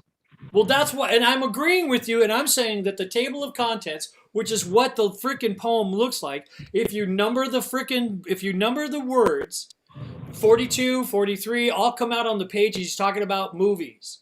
So if you go look up those movies, you get the song titles that make sense to what he's talking about, and it gives you a perception of what he was going through in that time. It creates a beautiful painting, a picture of it. Here's the Academy Awards of that year. Here's the top 100. Look, one of those songs was one of the award-winning movies. I mean, fuck, he says Over the Rainbow. That was a hit in 1942. You can't ignore that these are relevant to his life, as it would be yours. I just heard about wrestling. You beat the shit out of pillows. He's Davy fucking Crockett until the war begins. And now he's, freaking combat with fucking John Wayne. So these are things that go through. And then he has children. So now you're exposed to the music your children listen to, especially when they get older, and they're choosing it. So that would be like the Beatles with his daughters, right? So his daughters were born in the era of growing up with the Beatles. So I'm seeing increments of 10 because X and 10 are definitely going through this book where he's kind of showing his exposure to media and music. I mean, the guy is in an art gallery. There is nothing more media-centric than an art gallery. It's all about, that's why he's got movie stars there. That's I my agree feeling. with that, especially because he has movie stars with him. But at the Right. same time, it doesn't get us anywhere. We didn't get Well, any it does. If closer. you number the Got me. poem and then you apply the numbers to the pages, you'll find that what he's talking about on those pages Fine, times by but then- 2. That's Then too I many have steps. to say the same thing I say to. But you force me to say the same thing I say to everyone. Then Davio, you should have the chest. What? Then you force me to say the same thing I say to everybody. Davio, you give up? You should have the chest. At this Well- point, you should have the chest then. Well, I came to all of these fantastic conclusions in the very week I was going out, and then it comes out. So my little location that I was at, and then the conclusions that I came to came just a little too late. But the location that I'm at has all kinds of possibility, very high possibility. BLM land, Then etc. why, then why hasn't Jack? I mean, It's again, his we can go in a story. zillion directions. There's nothing that would make Jack come out and say anything. It doesn't. Hey, How does it? It's his intellectual property. Davio, the Sir. BLM was highlighted in gold in the Too Far to Walk book. Yes, absolutely. It's got to be the place. I mean, it's remote. It's usually hunting area. There's lots of it in Wyoming. It's really close from where you park the car to where you go. There's many things about BLM land. There's definitely not a lot of people around. This one location, if there was, Medicine Bow, simply Medicine Bow, that area. Oh yeah. So look at straight up. It's pretty much right across from where your thumb is. Right in that area is tons of BLM land, and it's all at over 5,000 feet. It's really high altitude right there. Awesome location. Lots of dirt roads. The middle of that I would consider secluded. Yeah. Yeah, it's like, out there by Wind River. Great movie, by the way, if you ever get to see that. You definitely want to watch Wind River. It's very pro-woman. It's definitely a women's rights movie. I love that. There you go. See where the N in Wyoming, the ING in Wyoming is? It's just right in that little area. Lots and lots of BLM land. Very near Casper. Hey, and it's on the 42nd latitude. Don't you like that, Alan?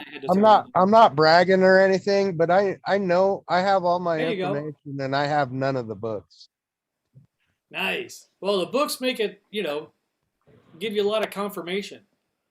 I'm looking for Ben's so I can read it and definitely. What's fascinating is Too Far to Walk came out after, by the way, was it 3 years after Thrill of the Chase? And it's interesting that now, Ben, if you look at the poem, count from the top down, isn't it fascinating that number 42 lands on the word two for Too Far to Walk? Boom. Now, by the way, since you're there, Ben, go to page 107. Hold on. If it landed on any word in that poem, we could be like, boom, that's important. No, not at all. It has to be more than just one point of data that makes it important to me. It has to line up. There has to be something on page 42. There has to be something about 42. In 1942, he was 12. In 1972, he was 42 years old. And you'll notice that those 2 pages are really important. I think you love my little thingy more than anybody. You would think you love my little fucking foldy thing more than anybody else. Oh, I do, and it has merit because there's another way of doing the same thing. No, wait, since you go, okay. So for me, it's all eyes, and if you count the fish eyes, see if you turn the books where it looks like east, I see a completely different thing. I think that's really neato. I don't disagree. But Ben, since you had the book out of Too Far to Walk, anyway. I'm just saying 1942, Davio. Dig it. I found it interesting that we're looking at dog tags on Too Far to Walk on page 107. You're also seeing sheet of music on like the pages before that. Okay, hey, this is Alan. Just wanted to say hi. By the way, there's Snoopy Hi, on Alan. 290 something. Hey guys. Can I just make a comment about Madison and any Yellowstone Solve in general? Is that I don't think you need the book or the poem at all, because if you just would have been on the internet for the last 10 years, thousands and thousands of people were searching in those same exact spots. Exactly. So you don't need the poem. You don't need the book. You don't need to even buy any one of his books, because all of this information is in a blog or it's been written down by 5,000 people in different locations. Right. It's also what bugs me is that Jack didn't use the poem to find the 9 clues, to find the spot. He used the internet. And then he used these secret interviews and slip-ups. Like, I hate how they're trying to act like he used the poem to get to the solve. Like, that did not happen, in my opinion. It doesn't seem like it at all. He solved it in It's whatever, odd that he would be 18 able to- months. How would There's he- very smart people that have been doing this for over a decade. Not that Jack's not smart. Oh, I'm no, saying- Alan. Let's not forget the Medium article. The Medium article states that he found the fake blaze 1,000 feet away from the chest in the summer of 2018, which means this man got to within 1,000 feet of the chest within 2 months of posting on Reddit. Yeah. It's And astounding. what's funny is that most of us, when we first came up with our first solve, K-Pro calls them love solves, within that first night, you're like, I know exactly where this treasure chest is. the first night, you know, like I booked my literally one-way ticket to Yellowstone when I solved the poem. One way. That's how ridiculous that is. I fully agree. By the way, since you've got Too Far to Walk open, go to like page 290, 292. You'll see his bomber jacket. Now notice what's on his bomber jacket. Wait, 292. There's not 292. 272. I don't have that book memorized, so it's got to be like 274, 270 something. It's at very near the end of the book. It's like chapter 4. What am I looking for? You're looking for the jacket where he's got Snoopy. Oh boy. I mean, he has that, because think about it, Snoopy and the Red Baron, right? It's on his jacket, right? And look at that page number. This is page 253. Oh, thanks for the reminder. Sorry, Davio. Sorry, go ahead. I don't want to It's all interrupt good. you. That was it. Just that he had that book out. It was a thing to know. For me, I have a way of connecting Snoopy to Too Far to Walk. Or yeah, look at that. So It's a cool story, by the way. Someone was in the 101st Airborne Division. Right. Hey Ben, just that reminded me of. I was curious. Have you seen or listened to the Jason Dent Playboy interview with Forrest Fenn? Yeah. Yes, that's my favorite one. Okay, there's something you said earlier that made me think maybe you hadn't seen it, because he talks. Well, actually, it was about last night's video. I'm not going to go there. Anyways. No, go there. Just tell me. What did I? No, it was about. You said like I think women took advantage or tried to take advantage of Fenn. Blah blah blah. In that interview, Fenn talks specifically about that. Like the Playboy interviewer asked him, "Did any women use their charms?" Their charms, he says, to get information out of you. And he pauses, and then Dalnitzel laughs, and he says, "There were two," and then another pause. And it didn't work. And then they all laugh. But that was a long pause. That was super awkward. But he knew exactly what the interview was going to ask him. Like, oh, totally. But again, I can't associate what he said with anybody in particular. So I have to treat it as, But yes, was he aware? Sure. Was he aware after the fact? Was he aware too late? I don't know. Yeah. That's a great interview, though. He talks about lawyers. He talks about putting it. Such a good interview. If no one has seen it, if you haven't seen that interview, folks, if the wrench could put that link in the chat anywhere to that Forrest Fenn interview with Playboy, holy shit, what a good one. That's honestly my favorite interview. Yeah. Although I've seen bits and pieces again. Say again? Is that the same interview he talks about his survival kit? His 50-pound survival kit? I don't think so. I don't think so. Jason actually took it down for an amount of time. And I mentioned something to Chasing Indy, and she asked him, and he put it back up. Oh. Yeah, there was a video out there. I don't remember where I saw it, but it got into some pretty fine detail of Forrest's boots on the ground during the war when he got shot down. How about where he talks about losing his hole card? And he has got a hole card. Yeah. He says people from certain situations. I think I have the interview saved, and it's called something about interview he gave to the Air Force Memorial. It's an Air Force Memorial interview that some servicemen interviewed him.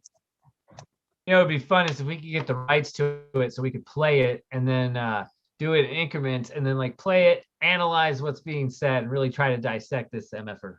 Well, the video that Toby did a long time ago, was that like 2015 that came out? Maybe that's 16, the interview from the bookstore. There's a lot in that video. There is a lot to pay attention to what he says in that. Don't you think? I mean, that's like the best video that's out there. I like comparing that one to the one he did in Cody in 206, because that way you kind of get a sense of how fast he was declining because of age and how sharp he is.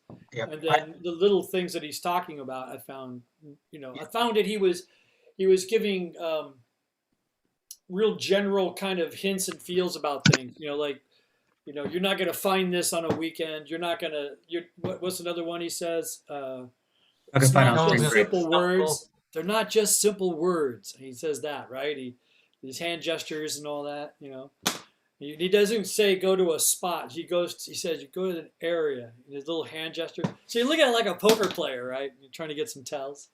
I thought it was a great video. That Playboy one. Yeah, if you notice in AGK's video where they did the Moby Dickens interview, AGK. he's given a hint and looking off in the distance out the window like he's looking in a certain direction or something. That was pretty funny. He is. He's watching the next babe that walks through the door. Yeah, I'll I mean, actually you think, gotta love it. If you're 80-something years old and you got women coming to your house, you're gonna flirt with them. I mean, it's just, how fun is that? I didn't do anything. I put a treasure out. I got babes knocking on my door. Come on in. You want some tea? I mean, how fun is that? And they're interested. I don't know if I would. I don't know. hey, I don't hey, know. hey, Life. nothing against us treasure searchers visiting him, especially the females, but he had Jackie Kennedy visiting him. Let And there alone you like, have it. Suzanne schmucks, Summers. come on now. The Miss American Graffiti herself, Right. Diane Like, Summers, right?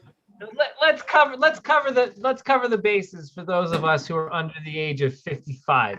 He has Robert Redford, so that's Leo and Brad Pitt combined. Okay, Boom! it's Robert Redford. Yeah, director. He has Jackie fucking Onassis, so that's like, oh, I don't know, Triple Katy A-list. Perry, Taylor Swift, Michelle Obama, and The Queen of England. It's Princess Di. Dame Judi Dench, all combined. Yeah, Like, totally. come on.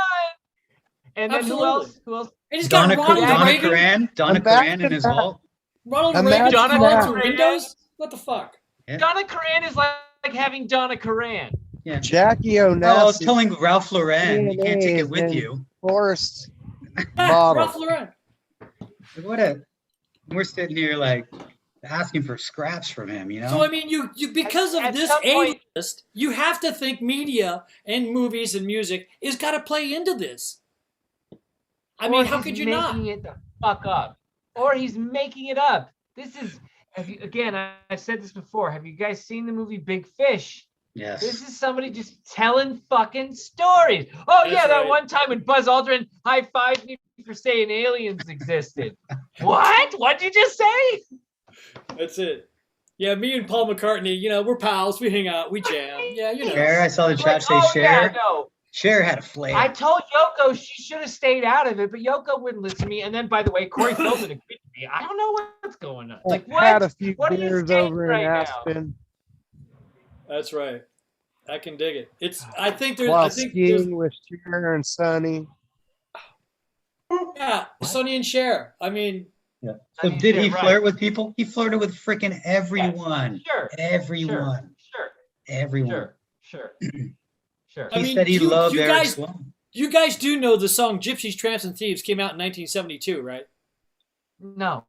No, Okay. Savio, I don't know that. not off the top of my head. No.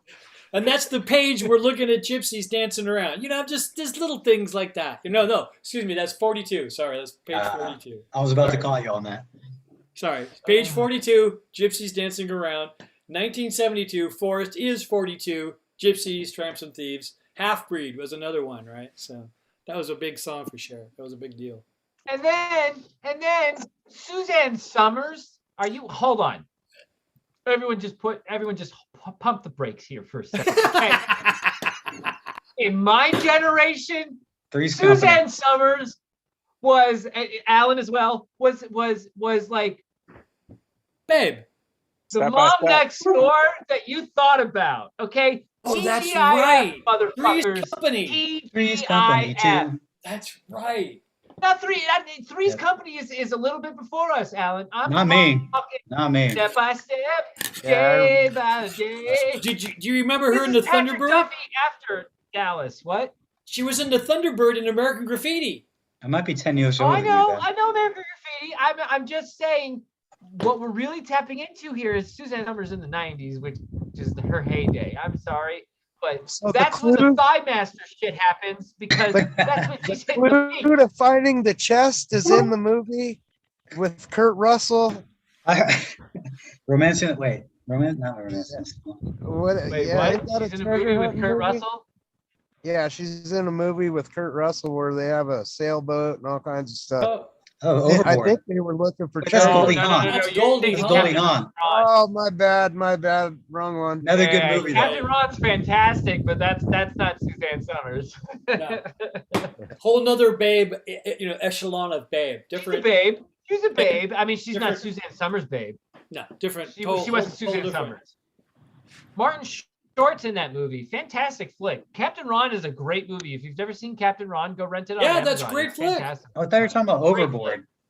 Where am I getting mixed up? here? Overboard, that's with, whoa, Alan, you haven't seen Captain Ron then, have you? Probably not. I don't. Great. Doesn't sound familiar. Oh. Is it both Alan, Kurt Russell? tonight- It's Kurt. It's Yes, Kurt and Goldie Kurt together. Russell. It's fantastic. No, not, no, wait, whoa. That's Is it Overboard where he keeps Goldie as Yes. because she's Yes, rich? Because she has. that's both of you, that's Overboard. Yeah. Captain My Ron bad. is something completely different with Kurt Russell, and I don't think either one of you have I've fucking seen it. Captain Ron. He's got the fishing boat, right? Probably. Captain Ron. No, okay. Yeah, Suzanne no. Summer has the on. bathtub up on the side of the hill, right? Hold on, one thing at a time. Captain Ron first. Let me Okay, explain Captain Captain Ron. Ron. Mr. 19 Furley is Forrest Fenn. Honestly, Kurt Russell could play DB Cooper. Hold on, let me get there though. All right. Captain Ron, Kurt Russell, eye patch. He wears an eye patch in this Yeah. movie. He is hired by Martin Short to captain a boat that Martin Short inherits out of the blue, and they have to sail it from like this random place back to Miami. And they sail through the Caribbean with Kurt Russell as their captain, except he's Captain Ron, motherfucker. If you get lost, you just pull over and ask for directions. Like that's Captain Ron is so good. You guys have to watch Captain Ron. And Martin Short is fantastic in this movie. And there's another babe in it who's not quite Suzanne Summers, is my whole point. All right.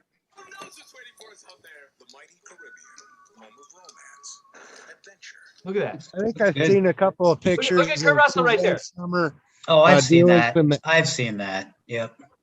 doing some excavating Captain up at San Ron! Lazaro. What in Or San Lazaro?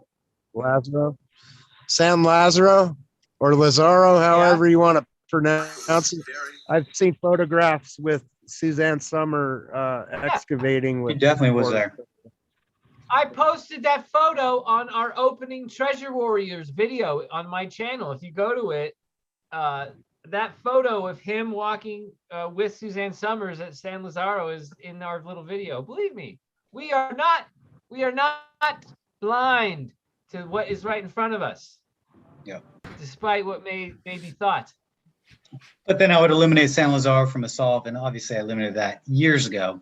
But some people think that the chest is in San There are Lazaro. still people. Yeah, I was gonna see. There's still people who think it's in San Lazaro, No. and I can't Waiting. blame them. He's I invited can't blame them, multiple though. multiple guests there just to come and look around. And that one Maybe it couple, wasn't there yet. interesting angle there. Wasn't there yet. When did he invite people there? And when did he stop? That one one, it was like a mom and a daughter that was demanding of him $10,000. Yeah, so Yeah. he said, if you pay me Yeah. $5,000, I'll let you search. And so they did. And then he said they wanted to come back. And so he charged him another $5,000. Jenny Kyle, I believe, is another one that just searched there, not for the treasure chest, but it's been He there. took their 10 grand. Yeah, he did. But he put it to cancer. He said, if you give me $5,000, I will let you search here, and it's going to Put it cancer. to cancer. He Okay, did it good. twice, though. So they did it twice. That's where Kyle Sandow thought it was too. And then, yeah. And then Suzanne Summers, of Honestly, course. pretty But now, convincing. but just last night, I heard that he invited Dig and Gypsy and her sister to come dig there or search Right. there. So it's just all of that. It's, Thumbs up. it's not freaking San Thumbs Lazaro.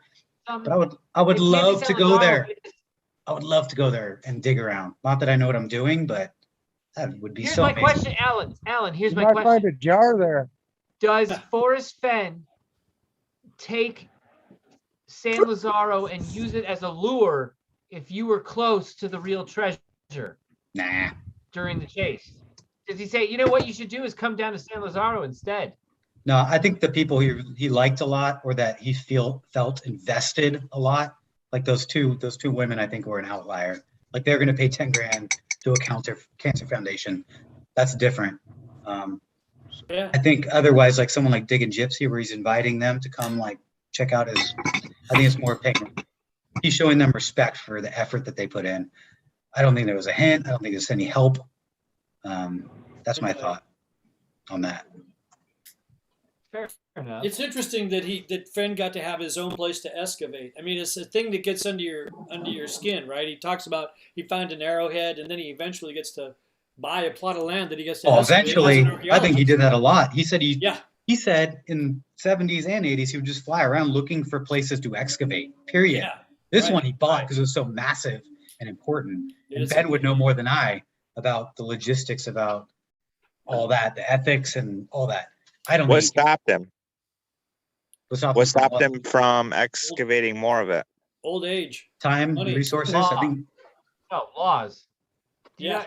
It's a fucking nightmare to get through the laws. He's lucky he got through one. He got his one. That's it. He knew he wasn't going to strike pain in iron. the He ass. wasn't going to strike gold twice, if you will. The way I was shocked he was able to get San Lazaro, to be honest. no, but I think what Ghost Fans are asking, why did he stop digging San Lazaro? Period. He owns it, so like, why stop? Because he flew, because he was a moth that flew too close to the flame, and the flame being the U.S. government. There were raids. He was probably planning on doing more. It ended it. They stopped him. They scared him to death. He might not like it. He might think he's right. But once that happened, once he got wind of that, that's it. The only thing I'll Stop. change though is that I would change the phrasing of that from it scared him to death to it pissed him off to hell. And I think that's Sure. part of a lot of this, which is And screw the so- government, so screw the rules. Is the salesman maybe conning us when he says how long he planned this treasure hunt? Did maybe a couple of instances with the law in a short amount of time make him decide to go, you know what? You know how you get back at them? Say you're going to hide a treasure and hint that it's in a national park and just fuck this government back. Might be And true. so maybe he Then just never decided say to if do it it's at buried the or last not, too. second. That's Say why again? you hire a lawyer. But Hey, that- Galaxy? I said, and never say that it's buried or not. So he like creates, thousands of forest fens, just digging holes everywhere. And honestly, he's creating legal precedents. Alan, what were you going to say? let me think about it.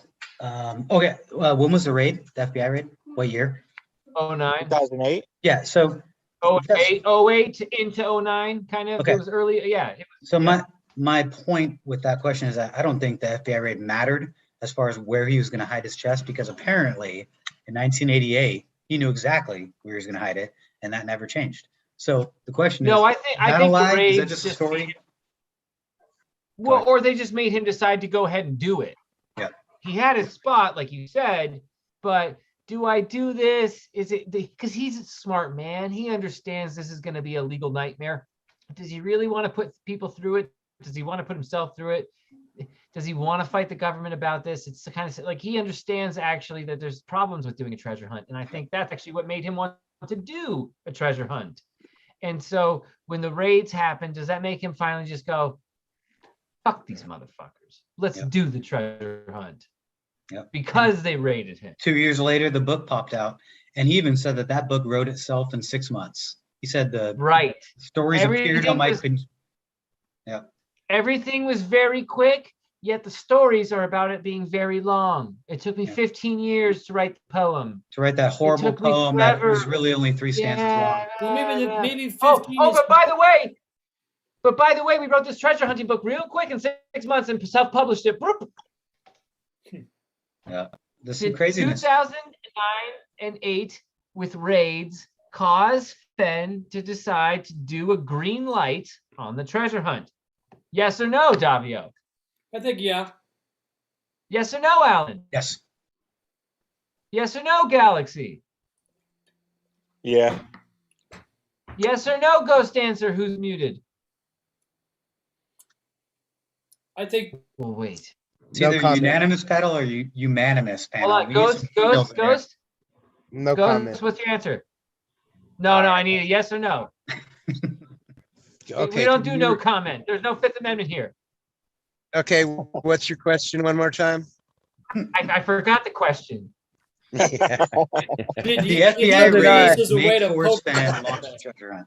I think he's poking. He's not only poking at the government; he's poking at universities. I think he's really, really sticks a big fucking finger in their eyeball because All I right, mean so with archaeology. Who commentary the from fuck knows, Davio, right? You agree with that? commentary from Davio, Ghost answer.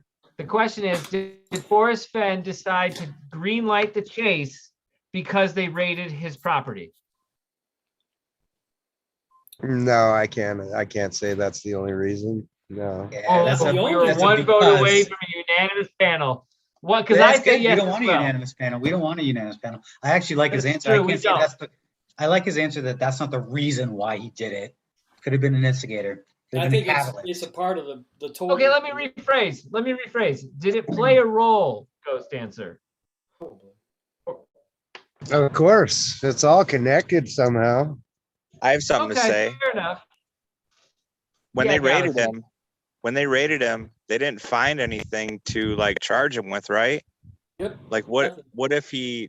what if his special spot Ah, is where he's hidden maybe some of that there's stuff? details there. There's details there that I don't know if I want to get too deep into, but it would, without trying to take a side here, it would seem as if he got off on technicalities.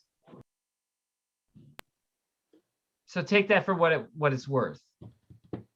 Just now that's just on like the sale of certain things that he sold, right?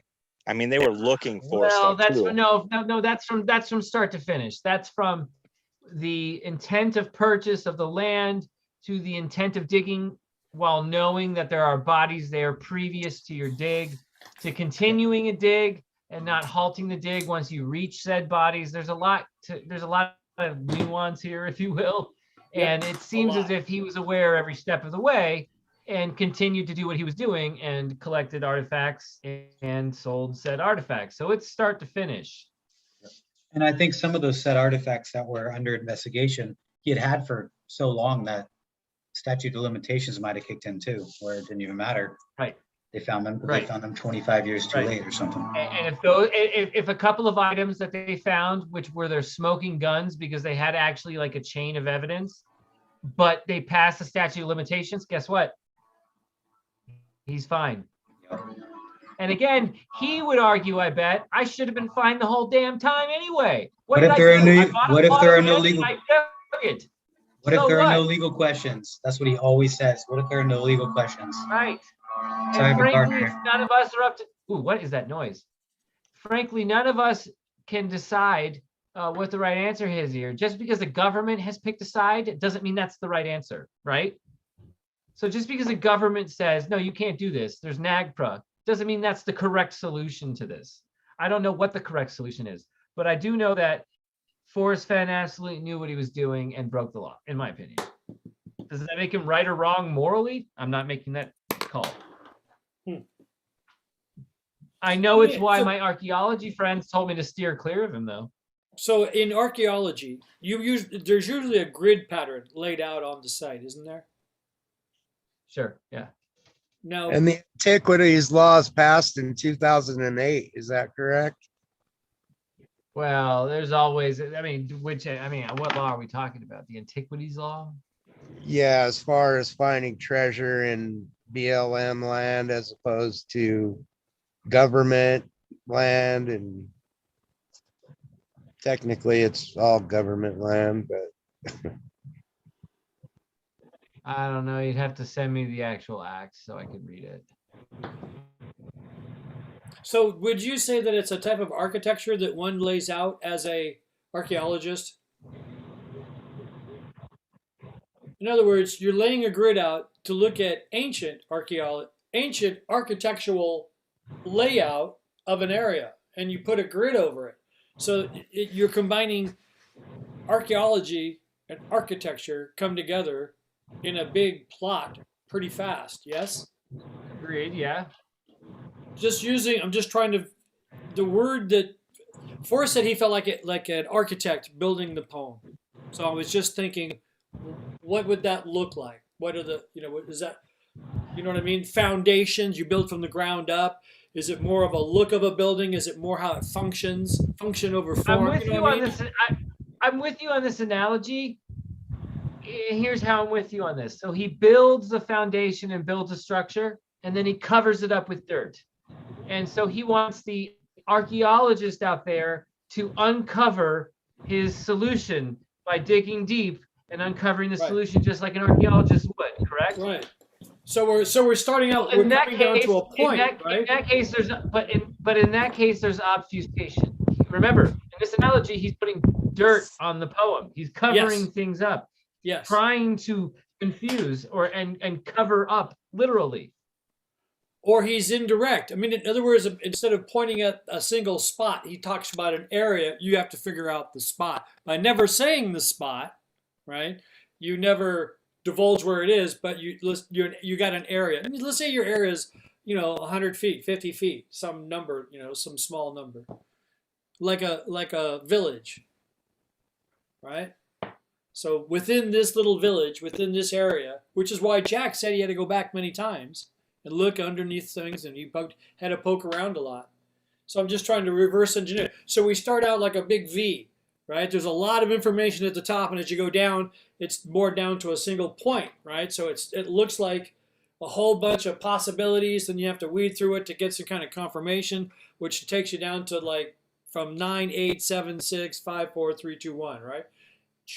Instead of the first clue, we're looking at the 9th clue, trying to go to the end point, right? A perspective of understanding how one looks at clues. Throwing it out there as a visual concept. A reverse pyramid. What do you call it? Opposite. Reverse pyramid, yeah. No, inverse funnel conclusion. There it is. There's a degree talking right there. But the precision, Davio, that you want and that all of us want, yes, that doesn't seem to exist. And I think that's pissing off a lot of people. And I know I've seen Rudy Green say, no, if you find the blaze, it's very precise. Well, then we need to be precise to get to the blaze. That doesn't exist either. So you guys telling me that 9 Mile hole, like this stretch of the Madison River, which is gigantic, is a spot. I love the spot. It's beautiful. Like it's a beautiful fishing spot, but I don't see the precision. I see the precision in it after you find where warm water's halt. They don't even agree on that though. That's another problem. Or home ground. That's just it. If you don't have the right where warm water's halt, like the man said, you don't have anything. Well, Alan, what is precision to you? Do you want to see some numbers? Do you want me to bring you into the first 5 numbers of a latitude and a longitude? No, I've seen your precision. Precise. No, I know, and I like your precision. I like the GPS solves precision. But then on the other hand, I hate all of the precision because that doesn't seem like Forrest Fenn wanted. But then I'm arguing with myself out loud here. But then Forrest said the poem will lead you to a 12-inch by 12-inch spot. But then he gives out these clues that are so freaking vague that that's just not possible. I'm sorry. Well, wait, but at the same time, you've got some big words, and you have to take these words and throw them on a map, right? So we know we're looking for some kind of cross. I mean, it actually says that we're looking for some kind of treasure map and a cross. So if we take where'd you come up with that? You're already assuming things. Where'd you come up with that? Well, what does it say on the right side of the poem? Doesn't it say we're looking for something treasure? End of my rainbow, I believe, but. That's the top of the poem. What does it say over there? I thought it was talking about, like Davy Jones or some shit, right? I forget. I forget too. But don't we? But it wasn't. Weren't we always kind of looking for an X on a map? That was what he said, something like that. But he's also said I didn't put an X on a map. So right. I agree. Oh. Metaphorically. God damn it! It's hard to do pages with one hand. Son of a bitch. Sorry about your hand, by the way.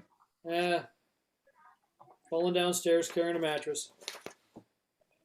There are also. That's why you learn as a kid to ride mattresses down the stairs. You don't carry them down. You ride them down. There are also other subtle clues sprinkled in the stories. It was vital that nobody share my knowledge about the location of the treasure. two people can keep a secret if one of them's dead. I dreamed the other night that I was reincarnated as Captain Kidd. That's where I get the treasure map idea. And went to Gardener's Island looking for a treasure.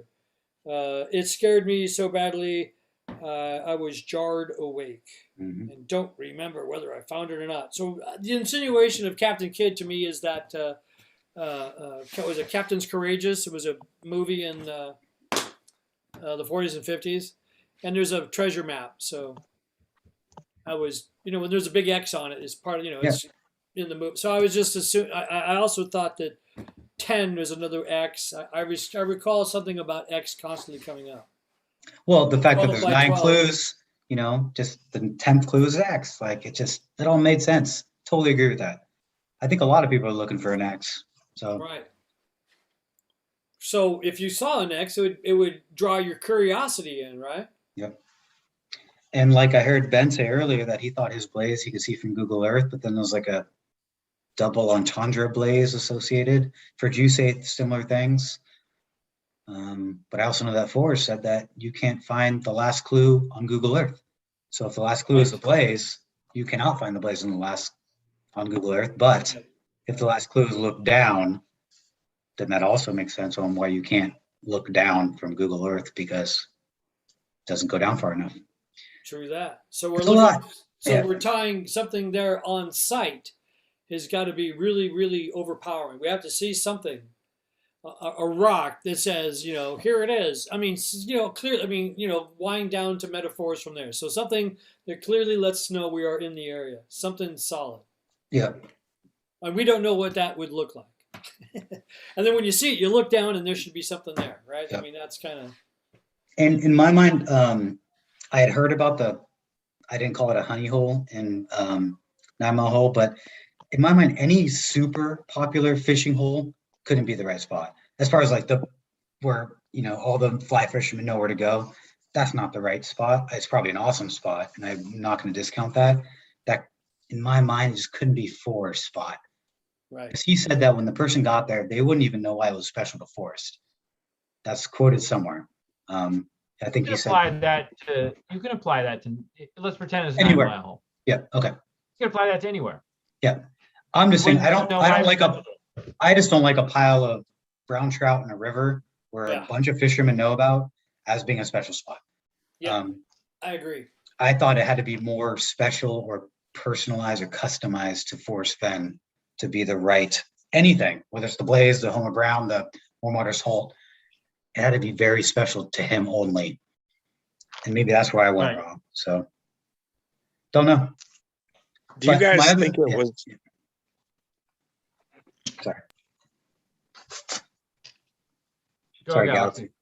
Galaxy. I was gonna say, do you guys think it was actually like exposed? Like when he says, "I left it on the ground and walked away." Yeah, Like not that covered just- in dirt. I think it was covered in Not according local to the pictures. pine needles and shit, which is in the area, which would explain why it would be all the same kind of tarnish, because it's going to get wet and dry through the winter. It's going to be covered in snow for 3 months out of the year if it's in 7,000 feet Wyoming. So Those are all things we're gonna have to just take Forrest's word for. I actually do take his word for that. So my answer is yes. And most of the ground, if you go, I didn't go where Ben Apple went or 9 Mile Hole, but I'm guessing it's covered in mostly pine needles at the top, detritus. If you put a 42-pound box right there, over 10 years, that shit's gonna sink for sure, and it's gonna get covered over and over again. Yeah.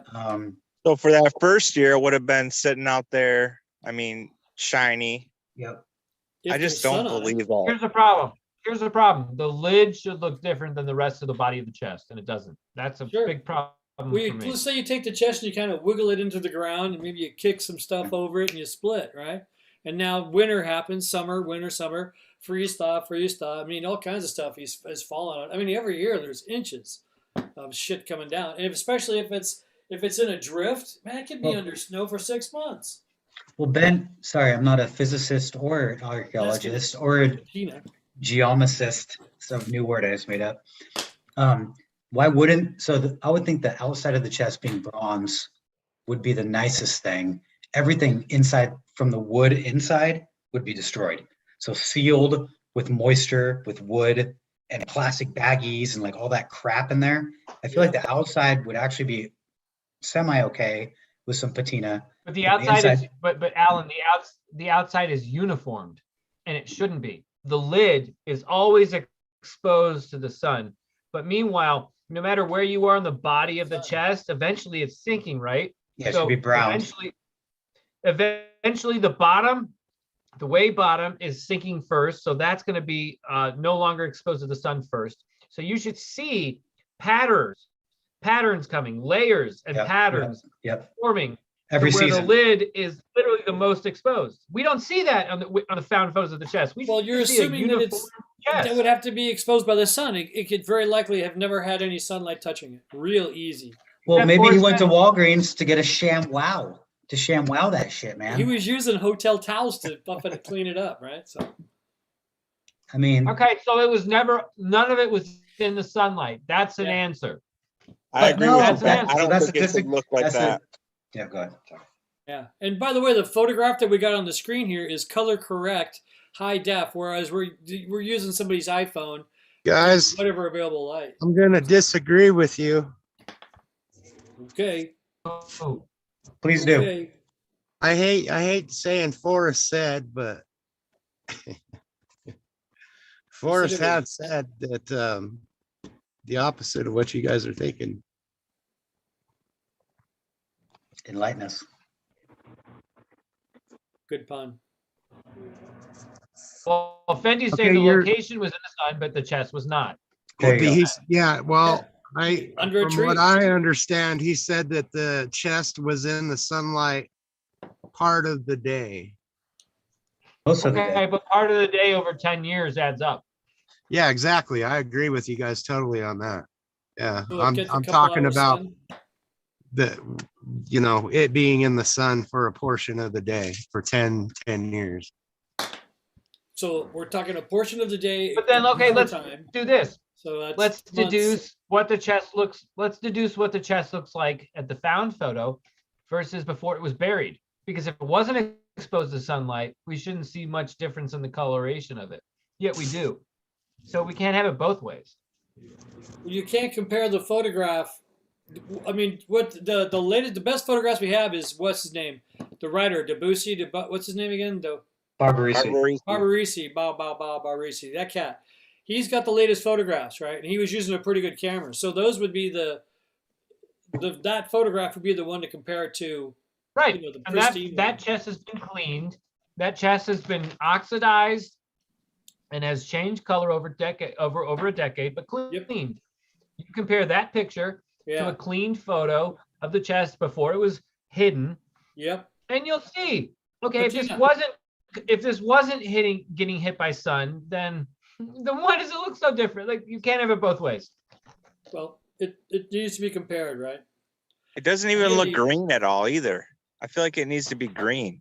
No, there's not enough copper. They put it depends on how much of the cobalt and tin you put into it. Depends on the color, and that's what Forrest had. He had samples of those, right? Because how much you mix these things together. Take into copper's- account what copper if tin this chest is a forgery? Which That's is, a quite wrong. possibility. I'm not going down that rabbit hole. I it's cannot. still bronze. A bronze. It's a possibility because How can't you, we Alan? all know that there's more than one chest. There's like a million chests right now. I mean, I can go on 4 websites right now and buy a chest. There's as many chests as you want to be had that are had. Alan, yours wouldn't look like Fenn's chest though. Well, You Fenn's can't chest doesn't look like recreate Fenn's that chest. unless you have The shit that a Jack- mold of it. The shit that Jack Stu pulled out of the ground does not look like that picture that you got in your profile pic. At all. You know what I think? I think for someone with as much experience as Jack in writing, he sure does have a messy autograph. Yeah, I think Hey. he's very dyslexic, and that would be a thing that happens. Anytime I have to write under pressure, it looks like, I'm a kindergartner. Or Hey, he was what's really your name? hammered. Or he was really hammered. Well, I don't Intoxicated. think he was. I don't think he was hammered because I'm not seeing my roommate as a liar there. Copper Dan's not gonna. They had a beer. That was it. The guy was there to help a good cause and to come out. To me, it was a way of saying goodbye because after that, there is no reason that Jack needs to say anything to anybody, right? I mean, he can just disappear off into the woodwork at this point. Yep, that's his God-given right to do. I think he tried his hardest to do that. Yeah. Can you blame him? I mean, look what happened to Forrest. How frightening. No, I'm actually happy having kids of my own. Like, I'm happy I didn't find it. Not that I was gonna find it. I'm just saying, like, I don't want to deal with what he's dealing with right now. Yeah. That's not I a mean, healthy a spot. lawyer would tell you to be quiet.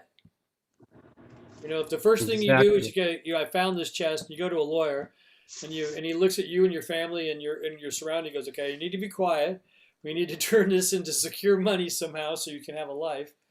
Or you're just constantly managing the publicity of what it is, which is its own thing. And good God, what a pain in the ass. I mean, what's your day job, Alan?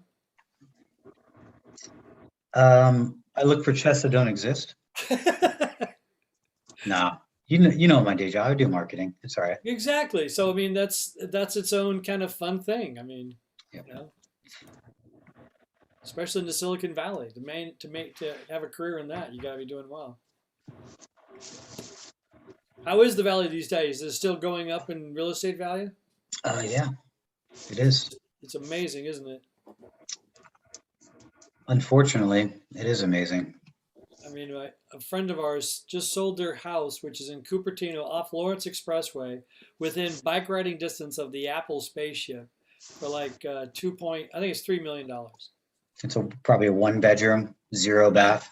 No, it's a nice house. I think it's a 2-story, 4 bedrooms, but it backs up to a school or something. But they bought the house for like $40,000, so it's really a jaw dropper.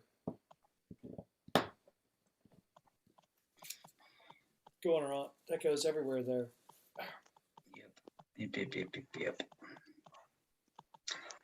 So I'm gonna have to leave soon, but I'm not trying to discount the 9 Mile whole thing because I think it's an awesome solve. And obviously with this many people that I respect in the community, like I'm not gonna name them, that they're all thinking that it's there.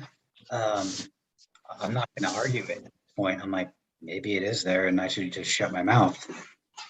I'm just not a fan of it. It's Fenny enough for me, if that's the word, but it's not isolated. It's just not. I think it's too obvious, I guess, is what I don't like about it. It's too obvious. Pedestrian, very pedestrian. It's a great spot. It's a beautiful spot in the Yellowstone. It's an amazing fishing spot. It's beautiful. There's wildlife. Apparently, it's not sagebrush, which I probably would argue there probably is sagebrush somewhere around there.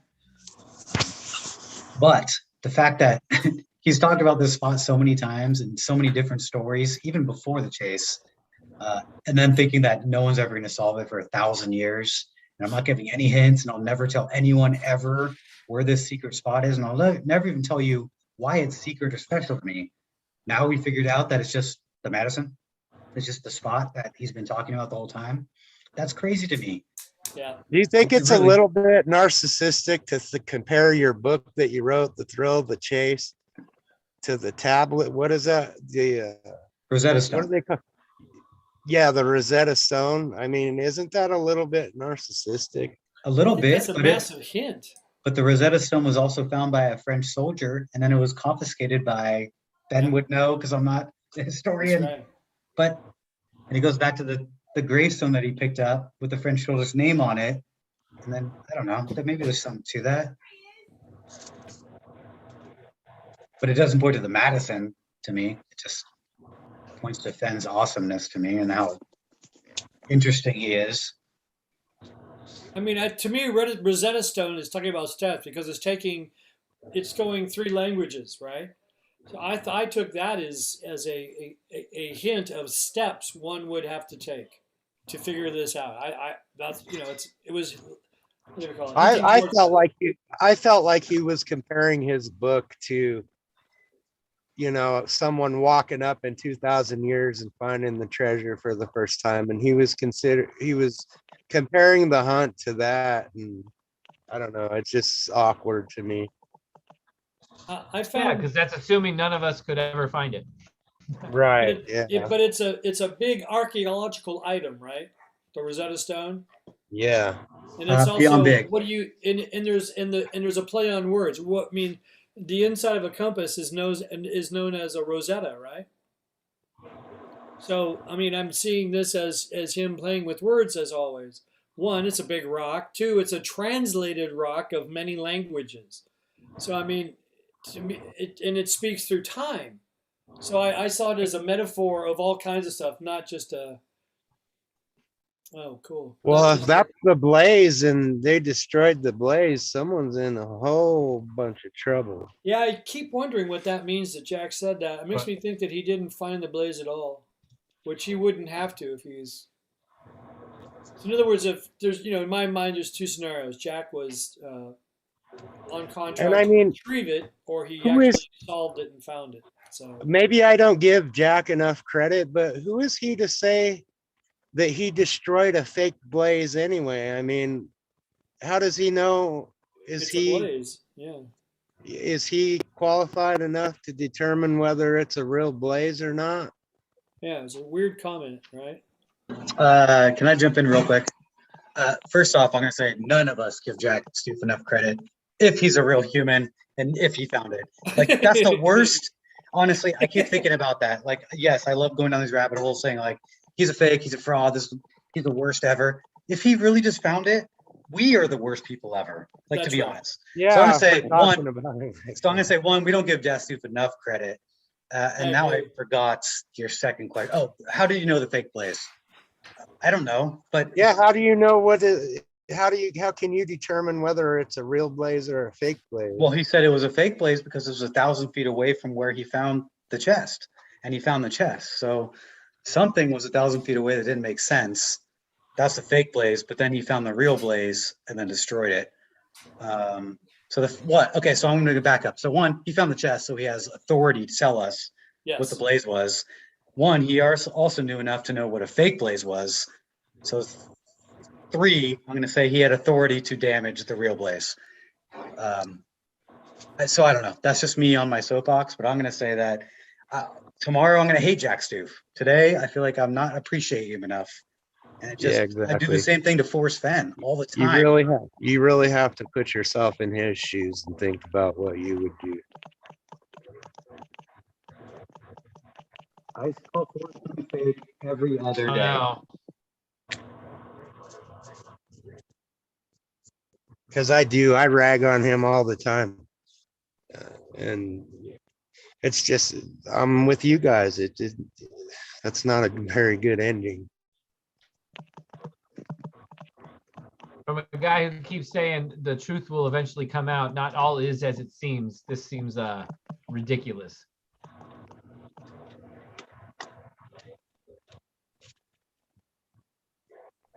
But that's just me. I don't know. Galaxy, you want to talk about what you're messaging me? Because I think it's an interesting topic.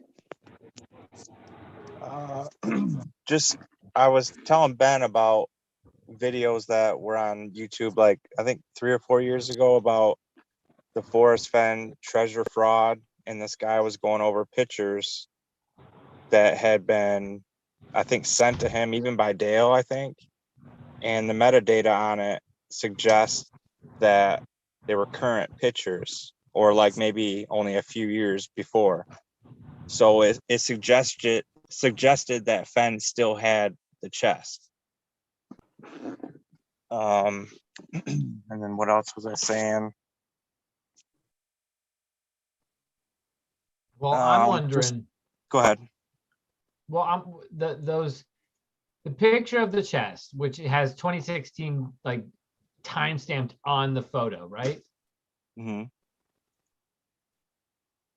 If I Yeah. remember correctly, that photo was released by Dale this summer, and that photo ended up being from 2012, the HD version. And so that's why there's a bunch of discrepancies with the 2016 photo, is because it's just not from 2016. It's from way back when it was emailed to Dale in 2012. But that still doesn't mean that it was taken in 2012. It could easily just be it could have been taken in 2008 and then just held on to and then emailed to Dale in 2012. But that's what I think that's the problem with that issue of the 2016 thing. No, I thought it would be that there was a, okay, I see what you're saying. But I'm trying to find it. I'm trying to find that the Dale drop about this. That's what I'm trying to find right now. I believe that there's more than one out there. So like, I feel like that's why it's a top down picture too. So you can't see the outside of the chest. So you can't compare it to like any of the other pictures that we have. Right. Yeah, I have a question. Why would Fenn show us a picture of the chest filled with all these like cool items, like the big diamonds and rubies, and then like the one that Jack pulls out of the ground or whatever is just gold coins, and there's a dragon bracelet in there. I think because it would, if he's thinking it's going to be in the ground for 100 years, it's best just to put the coins in there. I mean, I was surprised to see the key in there, which was iron and it rusted and it stained a bunch of stuff. I was really surprised to see that in there. But like you said, at the last minute, he took out the ring or something, or he took something out and changed a few things around, which is a trip. So yeah, why would he let the ring why would he let the key just rust things? He takes the time to put things in a plastic bag. Of other hints. Remember when he slides down the banister or slides down the outside of the school, right, on the fire escape, and he gets rust all over him? To me, this was part of an acknowledgement of what hints were. Iron. The irony, he actually says that on the same page that iron is. It's like 28 or something on the table of elements. That's a good point, because something he took out of the chest was that stack of $1,000 bills. I don't know if you've heard that. Paperwood rot. But he was considering it. Yeah. So that would not last, and Forrest knows it, for 1,000 years or even 100 years. So he took it out, but then he doesn't remember if he put it in an IOU. Like, bullshit, Forrest Fenn. Yeah, I don't believe any of that. He was fucking bullshit to I don't know where the emerald ring went. Oh, it just grew legs and walked away. Now that is a great mystery. The emerald ring is a wonderful mystery, and that's what brought me to that page 107. See, 107 is the atomic weight of silver. So I found it interesting that he's got the dog tags on the same page where we have this emerald ring with a silver facet, right? Isn't it a silver ring with a emerald in it?